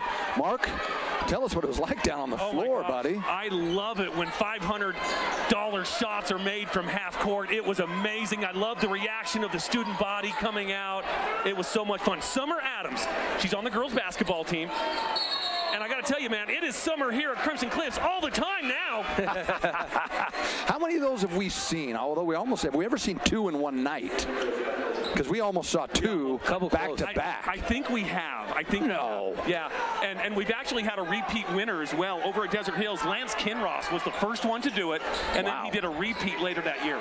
And they do the kick for cash in football, right? Yes, I'd love to see Devin and I try that one time. I've got connections. I might be able to connect you guys. How about a little competition? We go out and Devin, like if one school, I'll kick for another. I got a better shot in football against Ben than I do basketball. I think I could kick that. You know, I was a kicker as a freshman. Then I got hit one time as a wide receiver, and I got the wind knocked out of me for the first time in my life. And I thought, I think basketball's for me. I would love to set that up, by the way. Let's do it. Let's do it. You know what? I'm even going to donate. If I make that, I'll donate $250 to a high school. Shot up and good. Mr. Chase, and all of a sudden it's down to a 1-possession lead, 40-37. Ben Chase has got a quick 4 points in the second half, 6 on the night. Baby right hook almost got it to go, but a whistle and a foul. And Devin, you see the shots that were going down, those and ones in the first half. This is going to be where the game tightens up, and you're going to have to probably make your free throws. You're going to make sure. What I like about that play is Sean actually saw the double team and went to the right-hand hook away from the double team. That's good heads-up move by Sean. He's a predominantly left shoulder, right hook guy, but you have that size advantage. So it does play to his strength. You have that size advantage. That's, if you don't have it, if the guy comes from that left shoulder side, then you got to be able to dump it down to an open guy. But he makes both of them. Again, well, that's something to watch this second half. Sean Feltz, 9 points, 4 blocks, and I think he's got about 7 rebounds. And a steal and a lead pass. Trevor Taylor rises high. Oh, and he just misfires on the dunk. Too strong off the back of the rim. Oh, Mr. Taylor was trying to get this place on fire, and he just couldn't finish. Mark, you ever done one of those like in transition? No, I've thrown down volleyballs. That's the biggest ball I can throw down. Yeah, that's, you know what? I know Coach Murdoch. And it was off a trampoline pin. Coach Murdoch was just saying, lay it up, lay it up.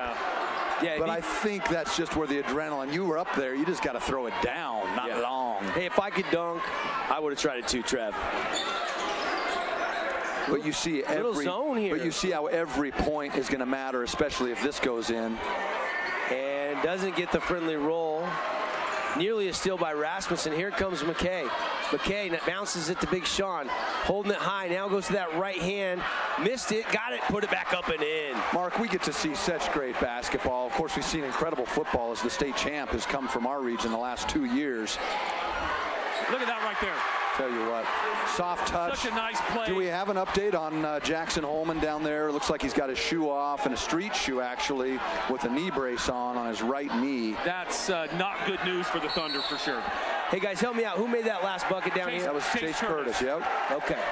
I was looking down at my stat sheet. I missed that. Chase has now got 6. And 6 critical points. He might be our sub of the game. Our Jersey Mike sub of the game. I love that left-handed hook he had back in the first half. He's got great footwork. He's got great ability to score with both hands. He's worked hard. You can tell he's a lot leaner and quicker than he was last year. And tough task tonight going up against Big Sean Feltz. Yeah, because what's Chase? That's difficult 6'3", for everyone. 6'4"? He's probably 6'4", maybe even 6'5".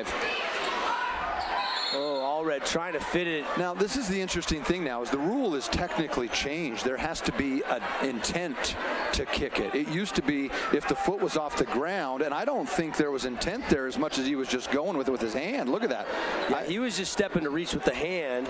But that's another one of those judgment calls. It's like the block charge. How do you discern? Well, and was he trying to kick it? That's got to filter down to the officials, too, because I saw one last night at girls basketball where literally the girl did not even move her leg, and it was thrown off her leg, and they called kicking. Yeah, that's the hard thing. Again, it's easy to sit up here with cameras and a couple of smart guys in the booth, as we do see a reach in there. And That's one that's pretty easy. I don't think he was shooting as he's hoping for, and it looks like the ref's on top of that. But that's now going to be the third personal foul, I believe. Two quick ones as you see Coach Murdoch look down the bench to J.J. Eaton, who is instant energy. He's like the Energizer Bunny. He comes in. He's not afraid to dive on the floor, get the quick rebound. And the good news is Taylor, 2:36 left in the third, probably feel pretty good about rolling him back out at the start of the fourth. That's not... High rising baseline J, no. And outlet by Lindquist. Ahead. Marsden blocked away by Ben Chase. And now here come the Thunder. 44-39, 5-point Mustang lead. Clark all the way in, left-hand lane, got it. Hunter Clark, his first points of the night. Rule number 4, Dev, in the laws of basketball, stop the ball. You have to stop the basketball. In transition, it is critical. You cannot let a guy go the length of the court and lay it up. And Hunter is looking to pass, but when nobody stopped him, he's going to go. Yeah. I mean, well, guys, thank you for having me on for a few minutes again. I'll tell you what, Mark, great job down there. I don't know what pep talk you gave Summer Adams, but great job. Yeah. It's fun to give out the money when it's not your money, right? I love giving away Stephen Wade's money. I love it. It's a fun promotion. See you, Mark. 44-41 after that Hunter Clark lay-in. That was Mark Musgrave hanging out with us. Make sure and tune in 4 to 6 right here on the Fan Sports Network for more of Mark's commentary on the Fan with Caden Formaster. Caden's over there with Casey Winters. Do we have an update on that Dixie Pineview game, Ben? Let's go to the scoreboard here. We do. It is Cedar City. I'm sorry. Let's go Snow Canyon 48, Cedar 42, end of the third. Okay. And 57-50 Dixie with just 1 minute in the fourth. Again, we're a little bit behind them. Of course, we had a little bit of a longer intermission there and a late start with that JV game. And 3 won't go for Allred. That would have tied this game. All the 3 games, though, are within 8 points or 7 points right now. That Dixie lead is the largest of the night. So 3 good games in the second half in Region 9 action tonight. And that one, I don't know if we can get a replay of that, but I'll tell you what, some home team fans are going to be upset as we see Jordan Ebert checking in.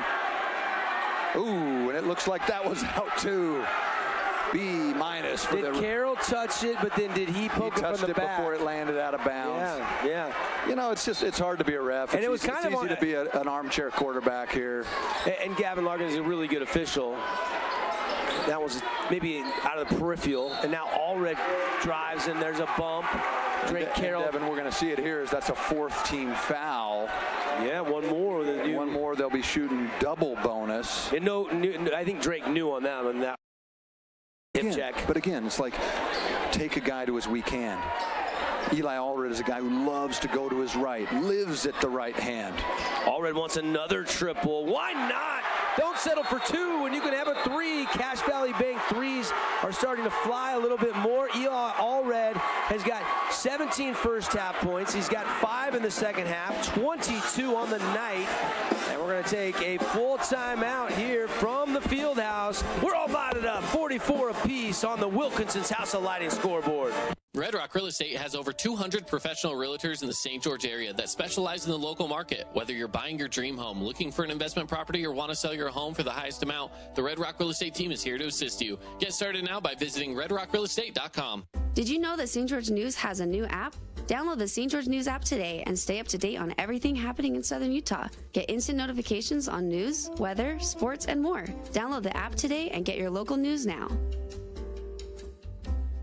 Scooter's Coffee and Hurricane is the best way to start your day or get you through your day. From breakfast sandwiches to cinnamon rolls to amazing smoothies and, of course, coffee. Anytime is a good time to sip and smile Scooter's Coffee. Open 7 days a week.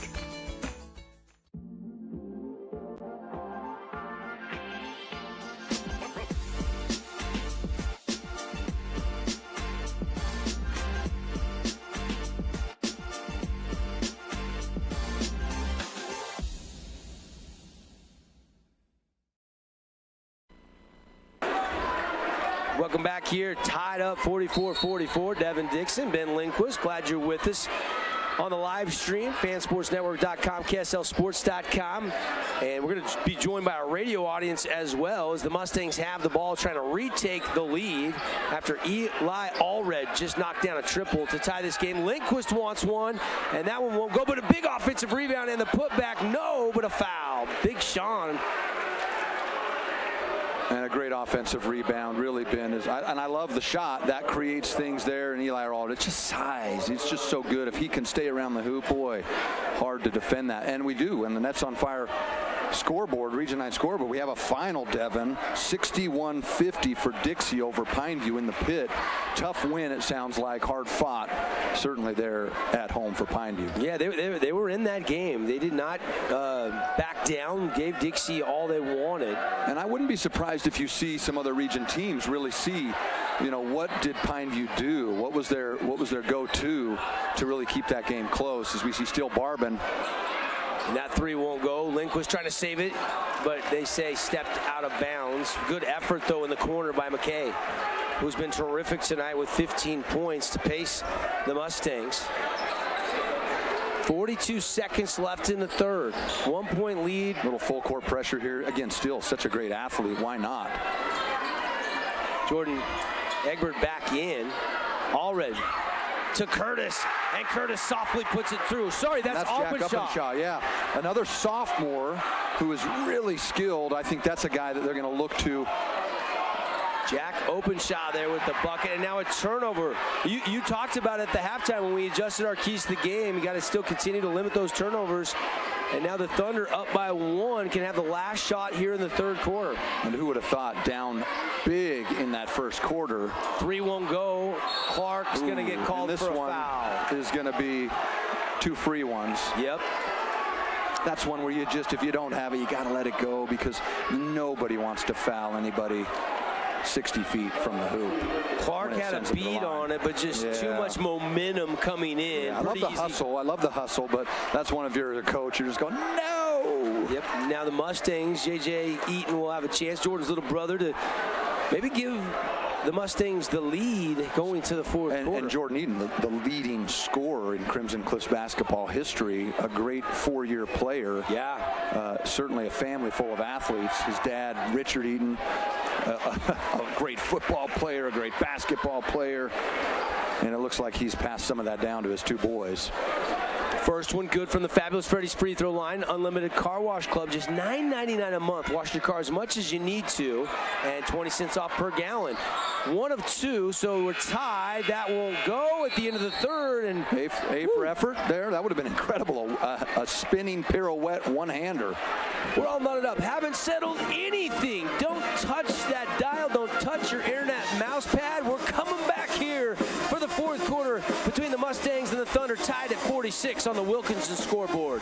Relatives coming to visit, not enough room, or maybe you're looking to host a family reunion and need a house with a pool. Well, Red Rock Vacation Rentals has got you covered. From 2-bedroom condos to 10-bedroom luxury homes, they truly have something for everyone. Plan your perfect getaway or staycation. Visit St. George, Utah, vacationrentals.com. The Fan Sports Network is your home for local sports. Catch The Drive with Devin Dixon from 7 to 9, and From the Bleachers with Caden Formaster and Mark Musgrave from 4 to 6. Plus, Utah Tech and high school sports live on the radio and streaming on the fansportsnetwork.com. Oh, hello, Italian nightclub from Jimmy John's. Ciao, freshly baked bread piled with Italian-style meats. Hey, hand-sliced veggies. Am I obsessed with this sandwich? Yeah. So what if I am? Jimmy John's. Order online or on the app.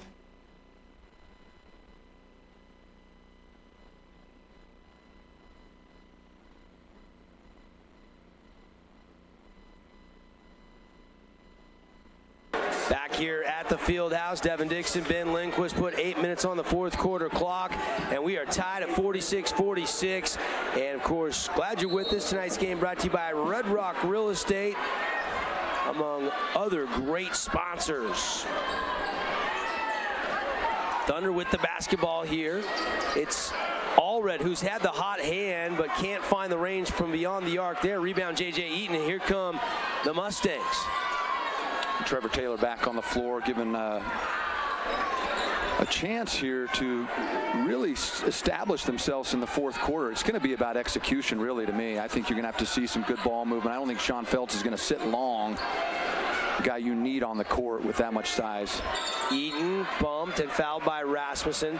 For our radio audience just joining us, welcome. Those of you who've been listening to the Dixie Flyers, their win over Dunks.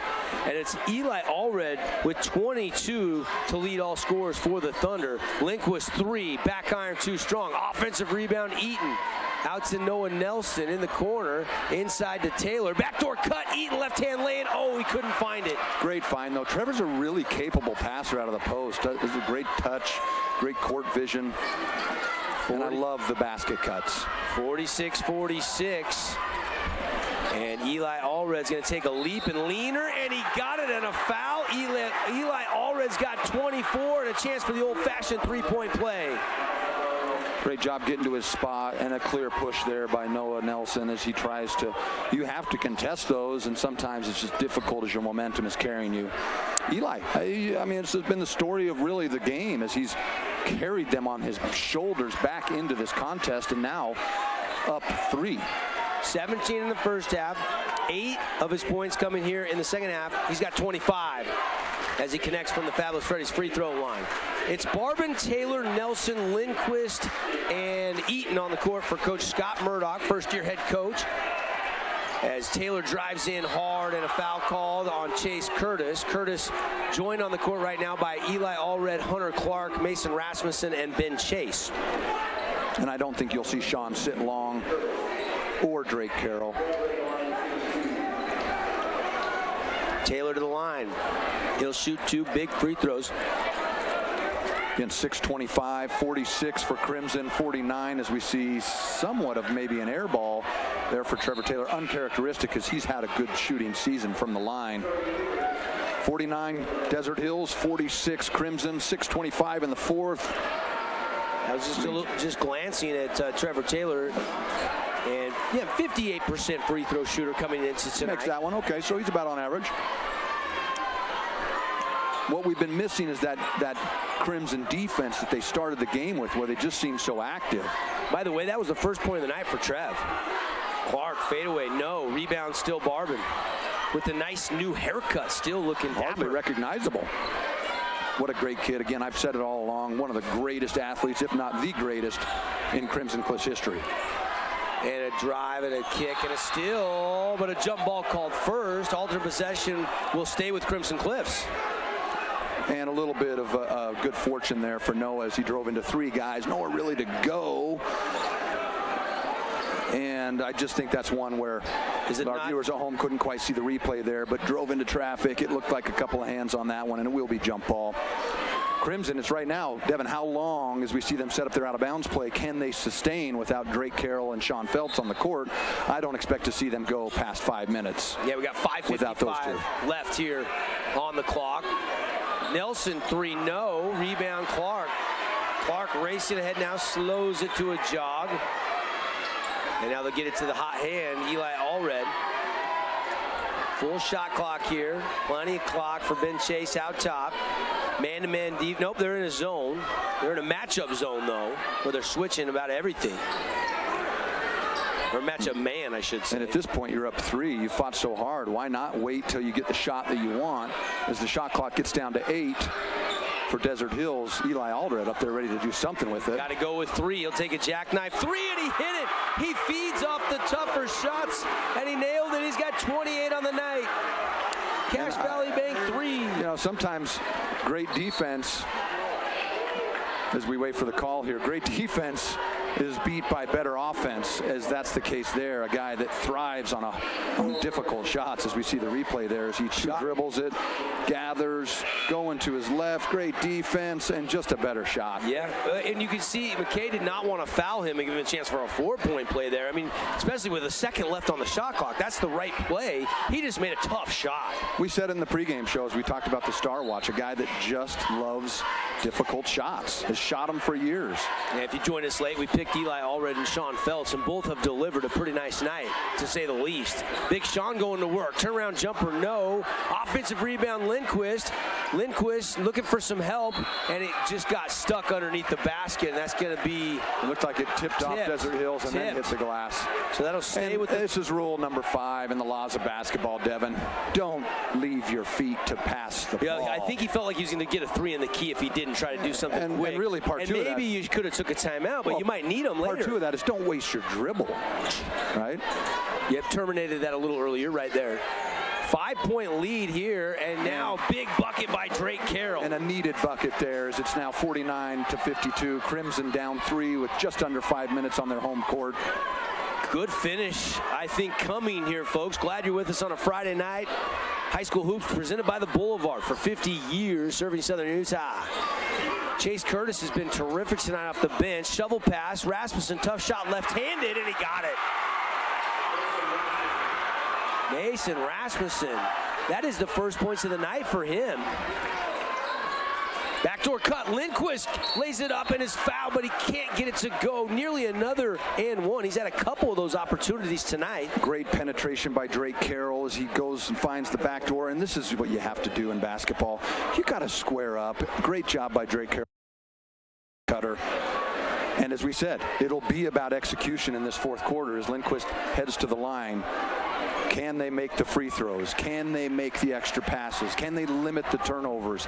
That's what will decide this game between Desert Hills and Crimson. You watch this young sophomore. By next year, he's going to be tomahawk dunking that baseline cut. A lot of things can happen in a year. Got both of them from the fabulous Freddie's free throw line. He's got a team-high 17, and the lead is back to 54-51. As we see a little bit of a zone trap here, 4 minutes left. Thunder can afford to be patient, nursing a three-point advantage here. And Devin, you have to find that guy on the court. Sean Phelps got away with a little bit of coming under the screen. Chance for some momentum here as Drake Carroll drives the court and finds the shooter. Marsden, it's up. No good. Good look there for Marsden, though. If you're Coach Murdoch, you got to like that shot. Now, Eli Allred goes spin cycle, wraparound pass. Oh, but he drugged the back foot. It's a travel call that goes against the Thunder. And we have the luxury of instant replay. We'll be the final judge. Yeah, that's true. That toe was dragging. Yeah.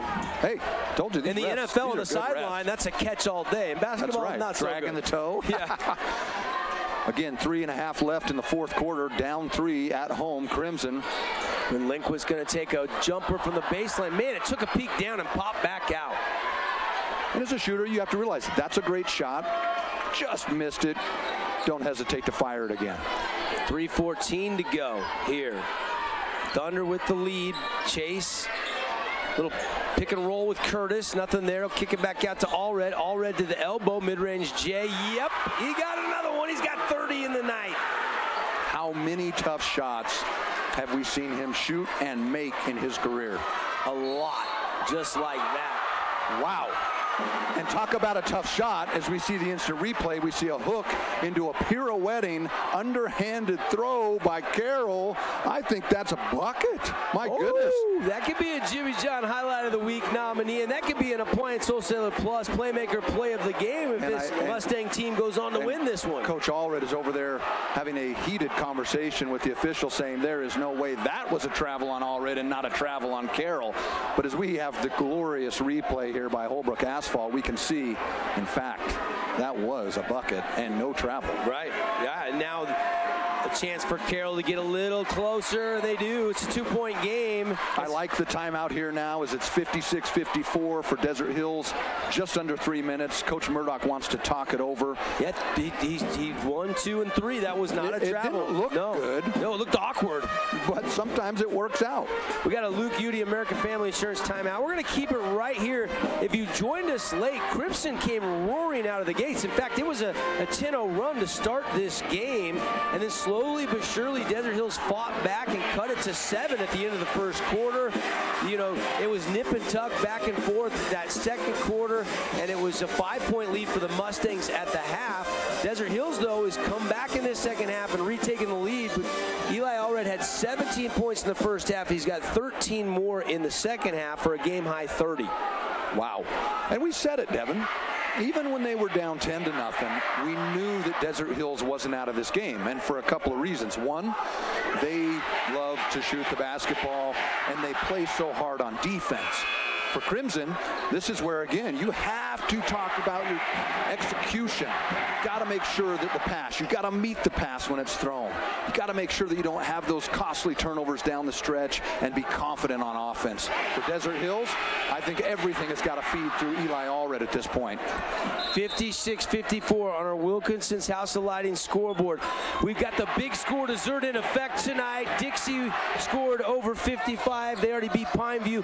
You can go over there, Dixie Flyer, Pineview Panther fans. Ask for your 5 ounces free yogurt compliments of Holbrook Asphalt. And we've got it here tonight. So hopefully you Thunder and Mustang fans can head to the St. George Yogurtland as well. Take advantage on a Friday night. 2:30 exactly left to play. Shot clock at 14. We got a bump and a foul. We're going to get to rule number 6, Devin, which is make a dominant player go to their weak hand. Ben Chase is a lefty. I love lefties. I'm a lefty. You got to make him go right. Take away what they don't want to be taken away. Yeah, and then probably because he did get a little advantage there, that's why he had to bump and foul. They triggered it into Clark, back to Allred. Allred dumping it into Curtis. Big Sean has quite a size advantage here, but Curtis is going to go to a hook shot anyway, and he misfires. Had to probably put a little more arc and a little more touch over that than normal. It's tough to get one over that guy at 6'11" and a wingspan of 7'2". Coming up, we'll have the Johnson Pediatric District post-game show. Is Curtis a steal and a save, and it's a scramble. Taylor grabs it. Numbers for the Mustangs. Corner pocket 3. Drake Carroll, nothing but the bottom. And great play by Trevor Taylor is not giving up on it and finding the open player as they get another steal here. And this is one that you probably, I was going to say slow it down and make sure that you get a good one with just under 2 minutes.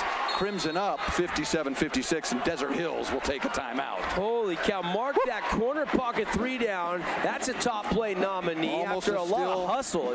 As we look at the instant replay here, Trevor Taylor just gets 2 hands, makes a great pass. Noah Marsden thinks about it. Great shot by Drake Carroll. Corner pocket 3. Yep. Nothing but the bottom of the net as we see 57-56.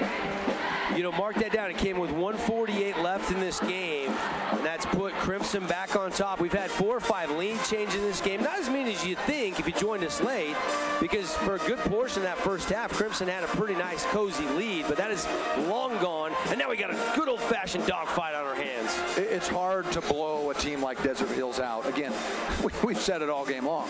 They shoot it so well, not just by the 3-point line, but even those mid-range jumpers. They make shots, and they work so hard on defense. Even though they're undersized, they never give up on a play. If you joined us late, Scoop Johnson still not back from a broken foot. Probably a few more weeks, but supposed to see some doctors real soon. And Jackson Holman started this game, but has got a knee brace and a shoe off and has not played the entire second half and is done for the night. And I don't even remember what play that would have happened on. I'll be really curious if it was potentially a non-contact. I hope not for his sake. A great shooter, a great basketball player. You hope the best. Yeah. Also plays for Ron DeNoss and Marco Leone on the Desert Hills Thunder golf team. And a real quick update on the Nets on Fire scoreboard. Cedar makes a comeback and takes a lead 52-50 with just 4.5 left in the fourth quarter up in Cedar City. Wow. The toughest place to play, the best band in America. We'll keep our eyes on that one. Devin, look here for something to run through Eli Allred, maybe coming off a ball screen. Clark gets it over to Rasmussen. Curtis already.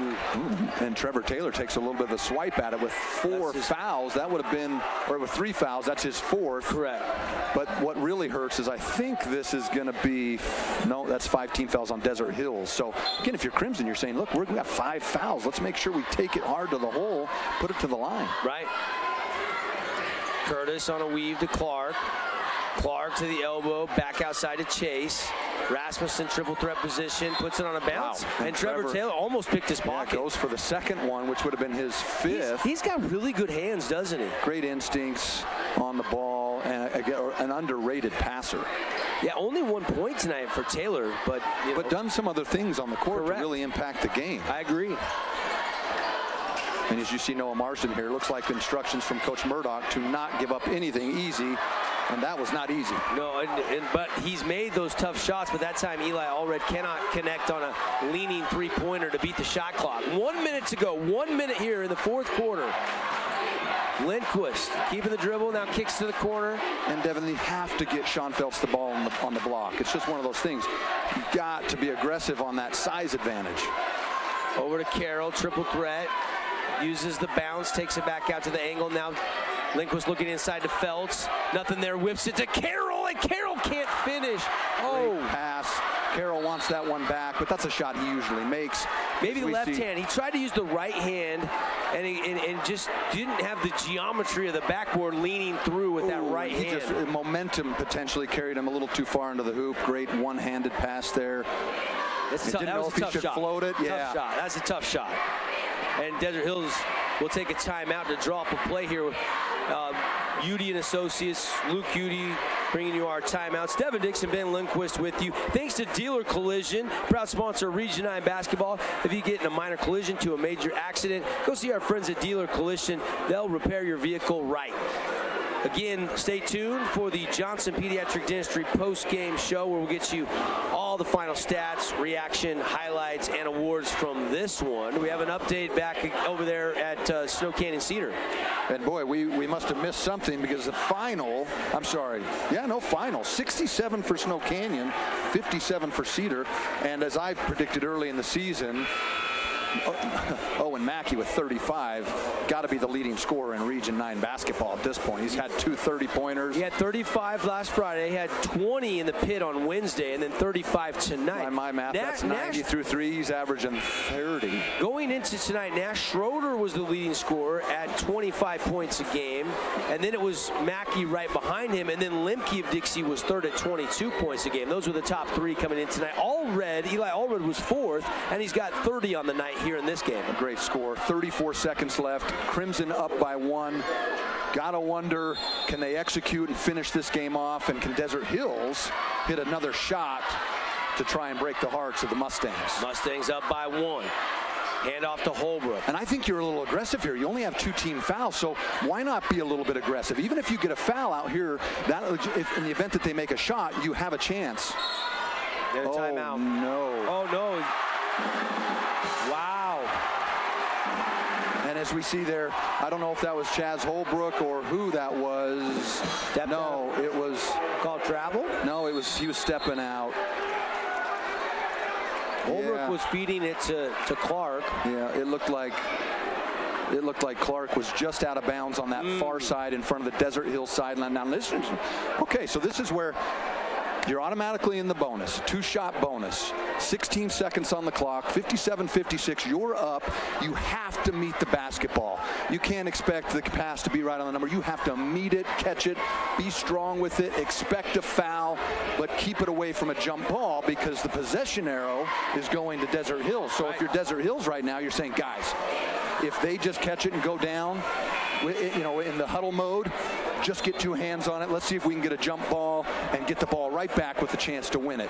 Yeah. Crimson, you got to make sure you don't put that ball anywhere where they can do any such thing. How long will Coach Allred go before, gambling, going for steals before he fouls? We'll find out. Crunch time here.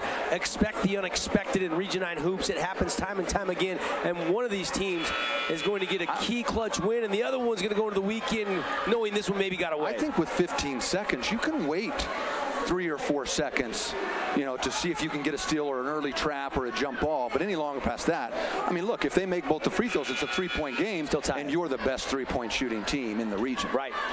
It'll be Taylor to inbound for the Mustangs. They pick up full court man, denying, and now Trevor Taylor wants a timeout. And I think they might be calling a foul. What are they calling here? It looks like they're pointing at Feltz or Rasmussen or Allred. All 3 of them were standing, and I think they fouled Big Sean intentionally before the ball could be inbounded. Interesting. So the game clock does not move, so we still have 16 seconds to go. Interesting. And Feltz will go to the line. And Big Sean this year only a 57% free throw shooter, so a little strategy there, it seems. A guy that's not afraid of the moment, but these are pressure packed. You've got your crosstown rival up 1, but you have 2 shots. So Devin, this isn't like it was last year and years prior where you have to make this first one. You got 2 looks at it. Make this second one. You definitely want to make it a 2-point game here, so Sean's going to have to steady the nerves. Some substitution here as they put Big Curtis in there to secure any potential rebound. as they take Clark out, most likely subbing offense for defense here as he's still standing close to the scores table. Big Sean Phelps up with the second, chance to make it a 2-point game, and he does. Woo. Sean Phelps has got 13, and that was a big one. Here we go. 14 seconds, cross half court, Holbrook over to Rasmussen. 10 seconds to go. Drive the lane, turn, spin, nobody there. Back to Allred with 5. He glances at the clock. He takes a jackknife deep 3, and they call a foul, and Allred will shoot 3 free throws, and they're trailing by 2 with 1.2 seconds left on the clock. We'll see a good look here. I think this is just one of those cases where just caught himself a little too close. Oh boy, it looked like he got shoved into him, but that's a hard play. And Eli Allred will have 3 free throws to potentially give him the lead. Trailing by 2, he's got 30 points on the contest. That's a game high. These are pressure-packed free throws, no doubt, for the senior guard. The first one from the Fabulous Freddy's free throw line. You can hear the crowd roaring. It's a pretty good student section for the Thunder. As loud as we've heard it this year, as he has 2 more. And this is the critical one right here. And he missed it. So now he's got to make this one to tie it. Allred shoots 50% from the field, but Allred from the free throw line is only 78%, but he's one of the better shooters out there. And so he calmly knocks it down. We're all knotted up. And now Crimson got 1.2 seconds to draw up a game-winning play. I like something like the old Christian Leitner play against Kentucky all those years ago. Yes. Use the tallest guy on the floor by a head or 2. Fire it down here. See if he can catch it high and make something magical happen. Even if Sean fouls a guy going for it, that would only be the 4th foul. And Taylor, look at this. Down to Sean. Oh, Sean yeah. tries to shoot it. We're going to overtime. Boy, and it looked like they gave him a little bit of help. I think Sean Phelps is getting a little talked to by his teammates saying, game's over. They're not going to reverse the call. I've never seen that happen in high school basketball. We're headed to overtime. Stay with us. Quick break. Coming back with extra bonus basketball. Tied at 58 on the Wilkinson scoreboard on the Fan Sports Network. Asphalt. It's not something we think about much, except when it's in bad shape. At Holbrook Asphalt, we help cities, HOAs, and businesses avoid replacing painfully expensive roads and parking lots. To avoid the cost of replacing asphalt, you must effectively preserve it while it's still in good condition. University research has shown Holbrook Asphalt's HA5 slows asphalt aging by 67%. We make your pavement assets last longer, cost less to own, all while achieving higher property values. Visit holbrookasphalt.com to discover more.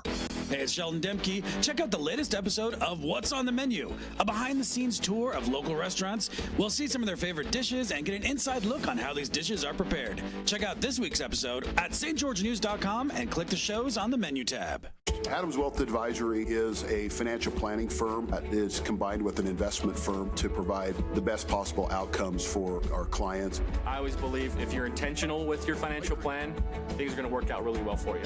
Visit AdamsWealthAdvisors.com or call 752-1702 to schedule a time with an advisor today. Red Ledges Dermatology and Med Spa, specializing in general and cosmetic dermatology, treating acne, rashes, warts, and more. They even do cancer screenings and offer a free chemical pill with your first appointment. So if you need dermatology, think Red Ledges Dermatology, located just off Snow Canyon Parkway, St. George.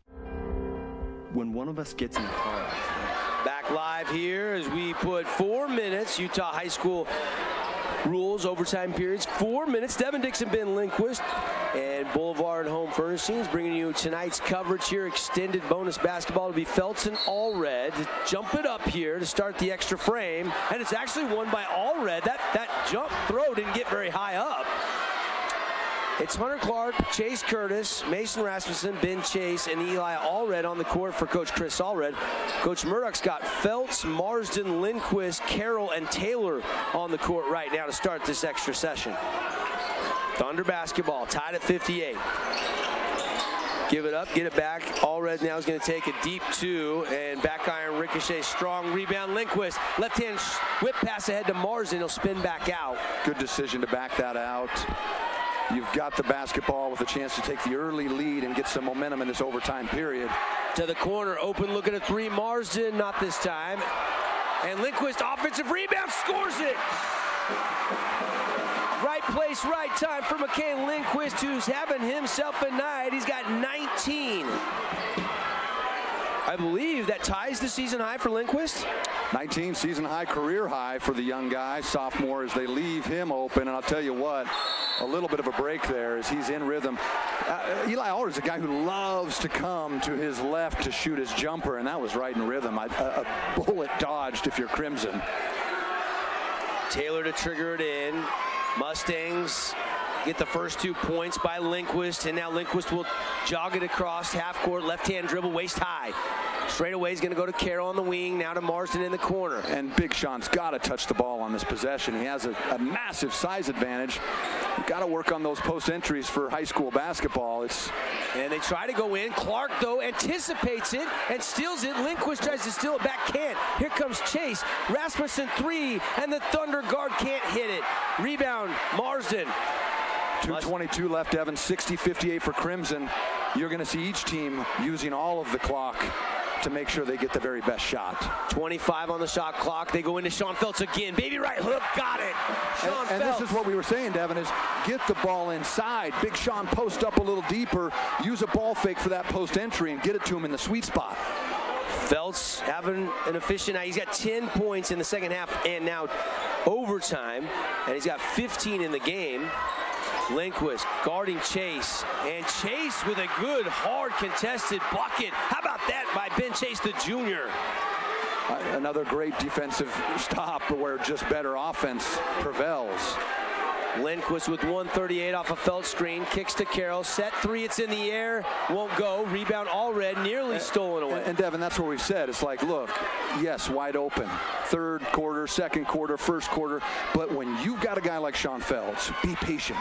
Wait for him to get to his spot and get him the basketball at least a couple of times down the court if he doesn't have it the first. Allred wanting to post up on Marsden. Turnaround jump shot, got it! Falling away and a foul. Eli Allred, career night continues. He's got 34 and he'll head to the line. And look, scoring 34, scoring 35 in 32-minute games, even with the shot clock, is incredibly difficult. That's a lot of points. 17 in the first half, 15 in the second half, and 2 in the overtime, and a chance for the old-fashioned three-point play from the fabulous Freddy's free throw line. Don't forget those unlimited car wash passes are starting at $9.99 for a limited time. Go sign up if you're a new customer. Wash your car unlimited. And Allred got it. He's got another point to his credit. 35 now in the contest. 1:11 to go, and it is a Thunder 1-point lead now, 63-62. Big fella has got to touch the ball as he's on the low block here. Be patient. Jump hook there. And Feltz misses the jump hook, and rebound Thunder. Big Red Rock Real Estate rebound by D. Hills. That was one of the keys for them tonight. And now they can work that clock like you alluded to, valuing every possession. 22 on the shot clock. On the wing is the sophomore, Jordan Egbert, who had a quick 5 points in the first half, but has not scored in the second half, and Allred wants a timeout. And a good timeout there, Dev, really, just with a 1-point lead and 15 seconds on the shot clock, 38 in the game. Talk it over. Make sure you get the play you want to get. So, 63-62 is our score here. And this has been fun, hasn't it? This has been energetic. The gym, the crowd, the coaches are coaching their tails off. The kids are playing hard. The intensity is strong in the field house tonight at the Cliffs on a Friday night showcase game. Packed house, great environment. Even the upper sections are full. Got fans saying stand up to other fans, or fans egging on other fans. I don't know what's going on, but everybody's having a good time, ourselves included. We got the best seat in the house here in the broadcast booth. Great job by Sebastian and Cannon and our crew. CC back in the studios. We've now picked up radio coverage here, and we've got the only game of the night going to overtime. If you missed the other scores, Snow Canyon wins against Cedar, and Dixie hangs on to win over Pineview tonight. And that means Dixie is solo first place, 3-0 in region play. And well earned, well earned.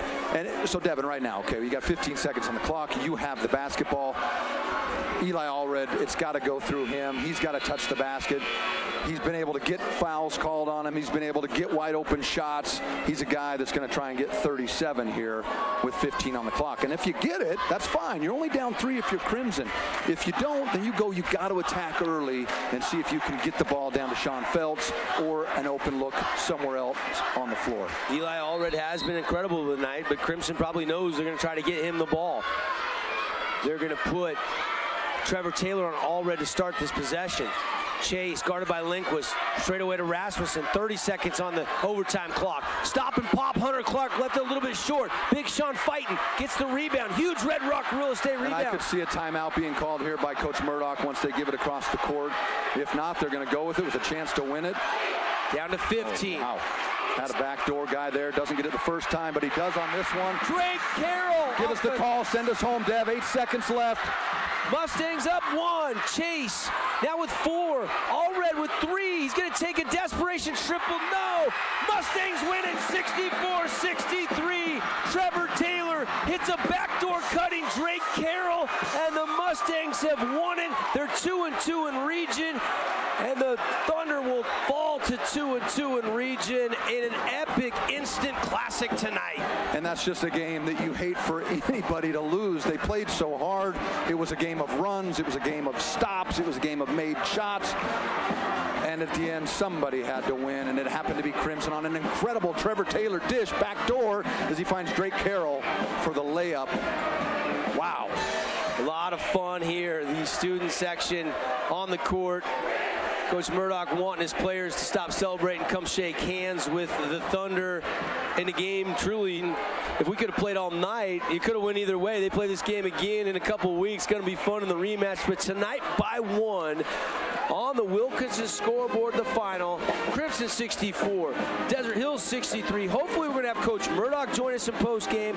We'll get you all the final stats, reaction, analysis. Plus, we got a bunch of awards to hand out. But I think we know what the AWP Playmaker play of the game was. We just saw it. Woo! Taylor to Drake Carroll, game winner. And we had a lot to choose from, but the last was the biggest and most important. Yep. Here it is one more time. He almost had him there. Good decision not to throw it. Drake, oh my gosh. And contested. Just barely, maybe even a... Not bad defense. Again, that may be the story of the night. Both teams, it's not like they played bad defense. In most cases, it was just better offense. Yeah, both these teams really have to be proud of the effort and the execution. And we'll take a break. When we come back, we'll clean it all up. Johnson Pediatric Dentistry post-game show. Mustangs win it by 1 on the Fan Sports Network.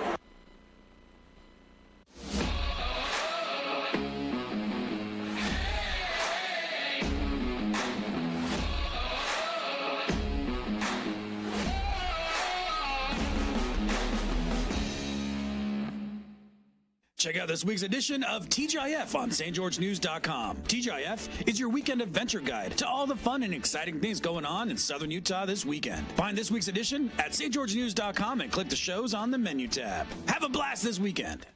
We give you the green light. 4 seasons auto sales. Hook you up with some wheels. Drive on out of here. We give you the green light. Buy here, pay here. You can apply online. Now it's time to ride. I've got 15 seconds to list all the reasons that you should call Jason Baum at Bay Equity Home Loans. First-time home buyer specialist, down payment assistant loans, investment loans other guys haven't even heard of, reverse mortgages, and so many more to name before I run out of time. This cheesesteak is so freshly grilled, you could still hear it sizzling. I can hear it too. Me too. Actually, it's the Hello? Cheesesteak? grill. Grilled right in front of you. It's a Jersey Mike's thing. First Ace Hardware is conveniently located in St. George on the corner of Bluff Street and St. George Boulevard with 30,000 square feet of lawn and garden, paint, tools, fabrics, sporting goods, and the most complete nut and bolt section in town. First General Store, the Big Ace store on Bluff and on Main in Cedar City. Nets on Fire is the place to hoop in Southern Utah. Elevate your game with group or individual training with elite coaching. Hustle to netsonfire.org to learn more and see why so many rising stars hoop at Nets. Nets on Fire, building champions on and off the court. We are Utah's financial outfitter, and we're here when it's time for your business to climb higher. Cache Valley Bank, mountains await. Member FDIC, equal housing lender.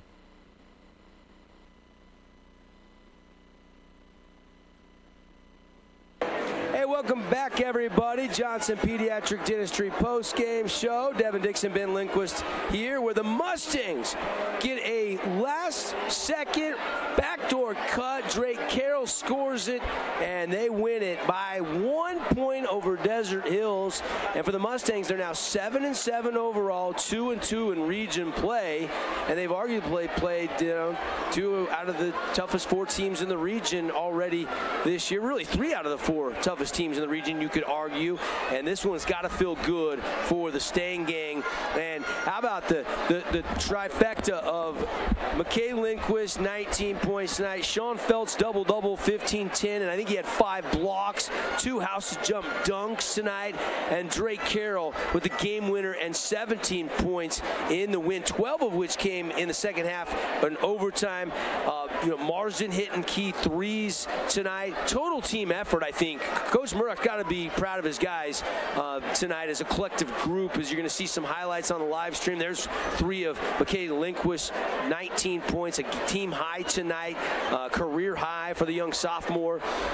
Eli Allred, though, got it going. I had him for 35 tonight unofficially, but Big Sean, there's one of those big 5 blocks tonight in this one, and the action was a lot of fun. You kind of named it already. We'll make it official here. Your Appliance Wholesalers Plus Playmaker Play of the Game. We'll show it to you a little bit later on. When that was that game winner by Drake Carroll, thanks to the boys at Sell GE at AWP across the freeway from the Bloomington Walmart. The Playmakers in the appliance industry. Shop local. These guys, got local people that are standing by to really help you. A lot of homeowners are welcome there. Beautiful showroom. Appliance Wholesalers Plus, washers, dryers. Here's a house jump dunk of the night. Look at the length. And Big Sean flying through the air with the one-hand slam. Taylor getting some plays defensively. Didn't score a ton tonight, but had an all-around great floor game. And it is the Mustangs, Ben, as we catch our breath, that have won it here tonight. Big win for them and Coach Murdoch. Great win for Crimson here on their home court, but you hate to see, as we mentioned, anybody lose a ball game like that. Desert Hills dug themselves in a hole in that first quarter, battled back with key shooting, great defense, and this could have gone either way, as we see a little bit of everything and a whole lot of something in this Friday night. Yeah, going to be one that both teams are going to go back to the film and take a look at, and still a lot of meaningful games to be played. But for an early season region game, this almost had a playoff atmosphere tonight. Down the stretch. Packed house, loud, especially there in overtime as free throws mattered. You love to see the students come out and support these programs, but we have some great student athletes to support. Now, let me run down our Scooters Coffee statistics for you. These are unofficial. These are my statistics. Again, Drake Carroll with 17, Big Sean Phillips with 15, McKay Lindquist with 19, 5 for Noah Marsden. That's the big scoring there. A couple other guys scored, 8 guys in total. At least got into the box score tonight for the Mustangs. Leading scorer again, Eli Allred. I had him for 35 tonight, and he was the only Thunder player in double figures. In fact, Chase Curtis was second scoring with 6 points in this one. Egbert had 7 points, I believe, in the game tonight. So this was fun as the Mustangs win at 64-63. You look at the Hearst Ace Hardware Player of the Game Award. I think it's pretty obvious. It's got to be Eli Allred tonight with the game high. He did everything he could. He made tough shots all night, but just couldn't get one more tough shot at the end of the game. A little bit more tricky for Crimson. It's got to be either Sean, Drake, or McKay tonight as our Hearst Ace Hardware Player of the Game. What are your thoughts on that, Ben? I think you give it to Drake Carroll there as he makes the most important basket of the game with that backdoor cut. Sean Feltz did, team effort, but certainly this play right here, look, he makes a great decision. Trevor makes a great pass. I love the basket cut in the back door and a great finish. Probably a foul.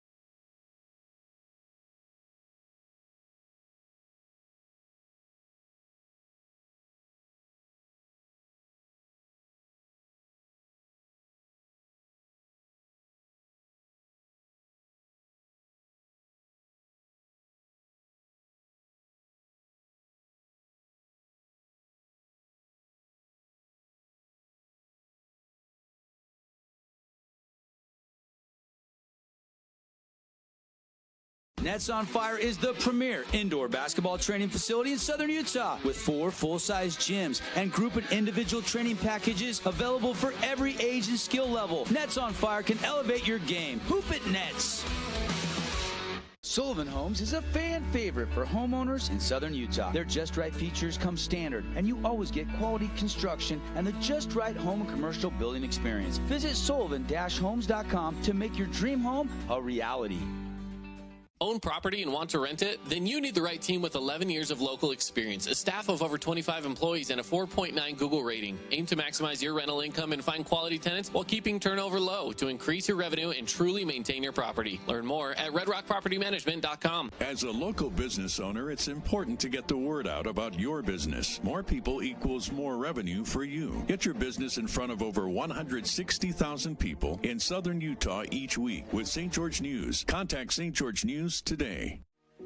We love giving back to our community, and over the years, we have provided vehicles for families in need, supported local charities, and helped train our first responders. Dealer Collision, your place for collision repair. Everyone loves local sports and, of course, loves ice cream. And the best ice cream on the planet is Handel's Homemade Ice Cream. Open late every day of the week with dozens of delicious flavors. So after your favorite team wins, head over to Handel's to celebrate with locations in St. George, Layton, and Woods Cross. Need an appliance or two? AWP's got you. Check out the remodeled expansive showroom, highlighting the Cafe Series with colors like... Hey, welcome everybody back here to the Fieldhouse Crimson Cliffs. Devin Dixon, Ben Lindquist, having some fun tonight, huh, buddy? And now joined by Coach Murdoch. 1-point win, Coach. Take me through the stretch there, that final play. What was going through your mind? Well, I was hoping we would execute it correctly because we were practicing it all week. So, yeah, the boys did a great job. The first option wasn't there. Trevor found the second option, and we capitalized. It was good. I know it's early in region play, but this felt like a playoff atmosphere. How fun was that to coach? How fun was it for your guys to play and then win it? It was good. Our mentality right now is every game's a playoff game. We got to go in. Every game's important, and we can't take games off. So, yeah, we're playing with a sense of urgency, and we're trying to get out there. Every game to us is important. The next one, Wednesday night at Hurricane's going to be a big one. So, yeah, that's kind of like our mentality right now. Have you ever seen so many difficult shots made by a guy like Eli Allred? I mean, we watched the replays here, and what do you tell the guys to not get discouraged? How do you coach them through those moments? You just tip your hat to him. I mean, he's one of the best players of Region 9, and he hits shots, and we knew that coming in. So we just have to play the best defense we can and get us, lose his space as much as we can. But our guys did a great job. Everyone who guarded him and just did a great job on him tonight. Talk to me about Sean Phelps tonight. Big size advantage. I thought Sean did a nice job with the rebound and the blocks, and then some monstrous dunks. I mean, it's an advantage when you got 6'11" guy that can run the floor like Big Sean. Yeah, he likes to leak out a little bit. We're working on that with him, but yeah, he's huge for us. Especially that first play in overtime. We knew where we were going. We knew we wanted to go to him. We knew, they're big, had 4 fouls. We're trying to get him fouled out, so we were trying to get the ball to Sean early, and so yeah, he did a great job for us tonight. I thought a great job by McKay too in the first half, really sparking you offensively right out of the gate, getting you that 10-0 lead early in this game. Yeah, he's just a sophomore, and so we got him for 2 more years. But yeah, he's a great spark for us. He's played it very well for us all year, and he's probably our smartest player on our team, honestly. And he just battles, and he just does a great job for us. Yeah, I think evident that putback he had late, on the baseline, just the backdoor cuts, the passes. Great game. I think career high for McKay tonight. Yeah, I have the book right here. I haven't looked at it, but yeah. You enjoy the win for a minute before you worry about next week, Coach. But what did you say to the kids in the locker room? I said I'm so proud of them. We this whole week we have probably practiced defense probably for 3.5, 4 hours. I don't think we worked on our offense. I think we worked on it for maybe 20 minutes. And just, our defense is our Achilles heel right now. And so we just, we lots of close on Riverton here at home, Stone Canyon on the road, Mountain View early. And so these guys have been in these situations before. And so on the bench, it was great. I didn't have to say a word. They're like, hey, we got this. So it was good to see. We talked about in the pregame show about how you guys have the toughest schedule in all of 4A. Well, yeah, you probably make the schedule. What was going into your mindset as you said, okay, look, we're going to go play the best teams in 4A and see where the chips fall? The mindset was we want to prepare for Region 9. and we know we're playing the best. 6A schools, 5A schools who can, even the Cache Valley schools are playing really well this year. We want to get experience, and especially on the road, so that when we have these games here at Region 9, again, honestly, I believe Region 9 is one of the toughest regions in the state. So our preseason for sure helped us, and it will help us for down the stretch. Was there a little bit of a worry that you guys came out and wanted to run? I expected Desert Hills maybe to come up and push the tempo. It looked like you guys were leaking ahead, getting a lot of outlet passes. It looked like you guys wanted to run. If we can do that for 4 quarters, that would be great. We can do that for stretches, and we kind of then slow it down. We get tired, but that's kind of our mentality. We want to push the ball as much as possible, get the ball up. Like again, Sean loves to run. We got Matt, we got Drake. I mean, we can definitely run on anyone. So yeah, if we can do that for 4 quarters, I'll be much happier than just maybe 1 quarter. So now, I got to ask, do you need to see the cardiologist Monday? There was that play. What was your thought as Drake Carroll caught it the back door and the ball went up? Did your heart stop for 1 or 2 beats? Honestly, at that moment, I'm like, it's over. I knew my guys would defend. I knew we would get a stop, and so at that point, I'm like, it's over. We got it. So it was good. A great pass from Trevor too. Trevor had great pass. We got to see it a couple times in replay, and I don't know if it could have got through any other way. It almost went between his legs. Yeah. And contested. I mean, Clark was denying, help was coming. It was Chase, and he almost blocked it. Yeah, it was just an unbelievable play tonight, and unbelievable environment. I mean, Region 9, the fans are coming out. The student sections were both rocking both sides tonight. Yeah, it's good. Yeah, it'll be good. Definitely, it'll be tougher at their place for sure. They'll be bringing everyone. So I told the guys that, hey, great win, but guess what? They're going to remember that one. Yeah, so it's going to be even tougher to beat them the next time. Does this feel like it could be that swing game, maybe that pivotal moment in the season? I mean, you won't know till you look back later and reflect on the year, but you're back to 500 now. You're back to 2-2 in region. Our mentality has always been this season, the next game is the most important. We told our guys coming on Monday, we didn't tell them as coaches, we said we have to go 2-0 this week. And so our slogan this week in our practice has been save our season. Yeah. If you want to save our season, then we got the next game is the most important. So that we put it on the board. I mean, that's just kind of like our motto right now is save your season. Play like it's your last, and that's what we tell our seniors. Play like it's your last game, and we'll see where the chips fall. Because if you do that, anything's possible. So last question, Scoot, losing him obviously heartbreaking. I've been impressed as an outsider just watching how positive he is and how much leadership he's showing even while injured. It just seems like it would be easy to hang your head and have a bad attitude and feel like, man, I don't know if I'll be able to get back. But what's he been behind the scenes for this team? He comes to everything. Weights, practice. He's talking to the guys. I told him when he got hurt, I said, hey, you're now an assistant coach for the next few weeks. And I think I saw him down there doing some X's and O's and direction. He's taking that role on wonderful, and we can't wait. We're hoping to get him back for the playoffs. We're hoping. I mean, he's rehabbing, and so that's the goal is to have him back for the playoffs. But yeah, he's been a tremendous help, especially for our guards. He's a senior. Drake's junior, Max is sophomore, so he's helping those young guys kind of fill it out and get them ready for the games. Yeah, love it. Progressing nicely, Coach. Great win tonight. Appreciate it. Fun environment, and hey, let's everybody listening and watching. If you're here, you're just tuning in the radio coverage. Head over to get your Holbrook Asphalt big score dessert at Yogurtland tonight. Come out of pocket a little bit and grab a little bit more because that was, I think we earned it. I broke a sweat a couple times. Yeah, no question about it. Thank you, Holbrook Asphalt. We clearly had over 55 points tonight, so go get your big score dessert. Everybody's paid for. If you go over 5 ounces, you might have to pay a couple of cents. We love our sponsors. This has been the Johnson Pediatric Dentistry post-game show. Final thoughts before we sign off for the night, Ben. I just think this is a great Region 9 high school basketball game. The crowd, the coaching, the execution. This makes it a lot of fun. You hate to see someone come away a loser in a contest like this, but while Crimson suffered at the hands of a buzzer beater last week, you like to see them be able to progress and not be brokenhearted 2 weeks in a row. Was it like this when you played in the region? You played in this region where the gyms is packed, were they as loud? Can you remember, is there any difference from 20 years ago to today? I think, look, I mean, obviously as the older guy, you're always going to be like, well, in my day, but it was a little more, there wasn't as much distraction, right? The cell phones and all those things, all the entertainment, there wasn't quite there 25, 23 years ago.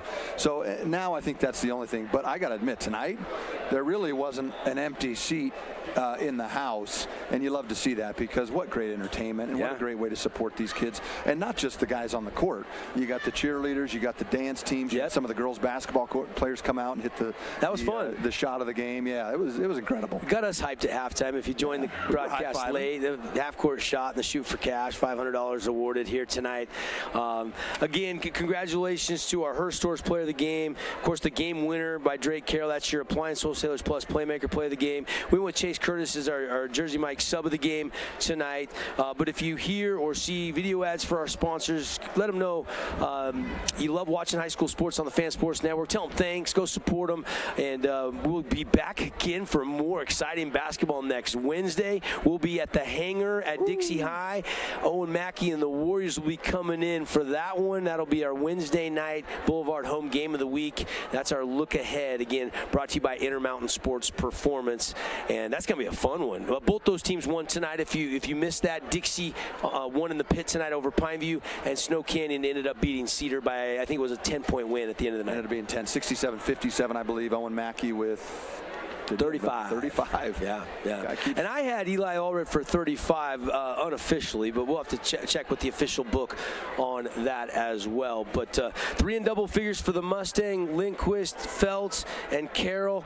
And then, of course, it was Eli with 35, literally leading the way. Nobody else in double figures, but Chase Curtis had 6. I think Jordan Ebert had 7. So the supporting cast. And you hope Jackson Holman is going to be okay. We'll have to keep an eye on that, because he did not return when he got knocked out there in that early part of the second quarter. For Ben Lindquist, for Devin Dixon, for Sebastian, and for Cannon, and for Connor Collins back in the Fan Sports Network studios, go get your Holbrook Big Score dessert. Thanks for listening to the Johnson Pediatric Dentistry Postgame Show. We'll see you next time on your home for local sports, the Fan Sports Network. Have a great night, everybody.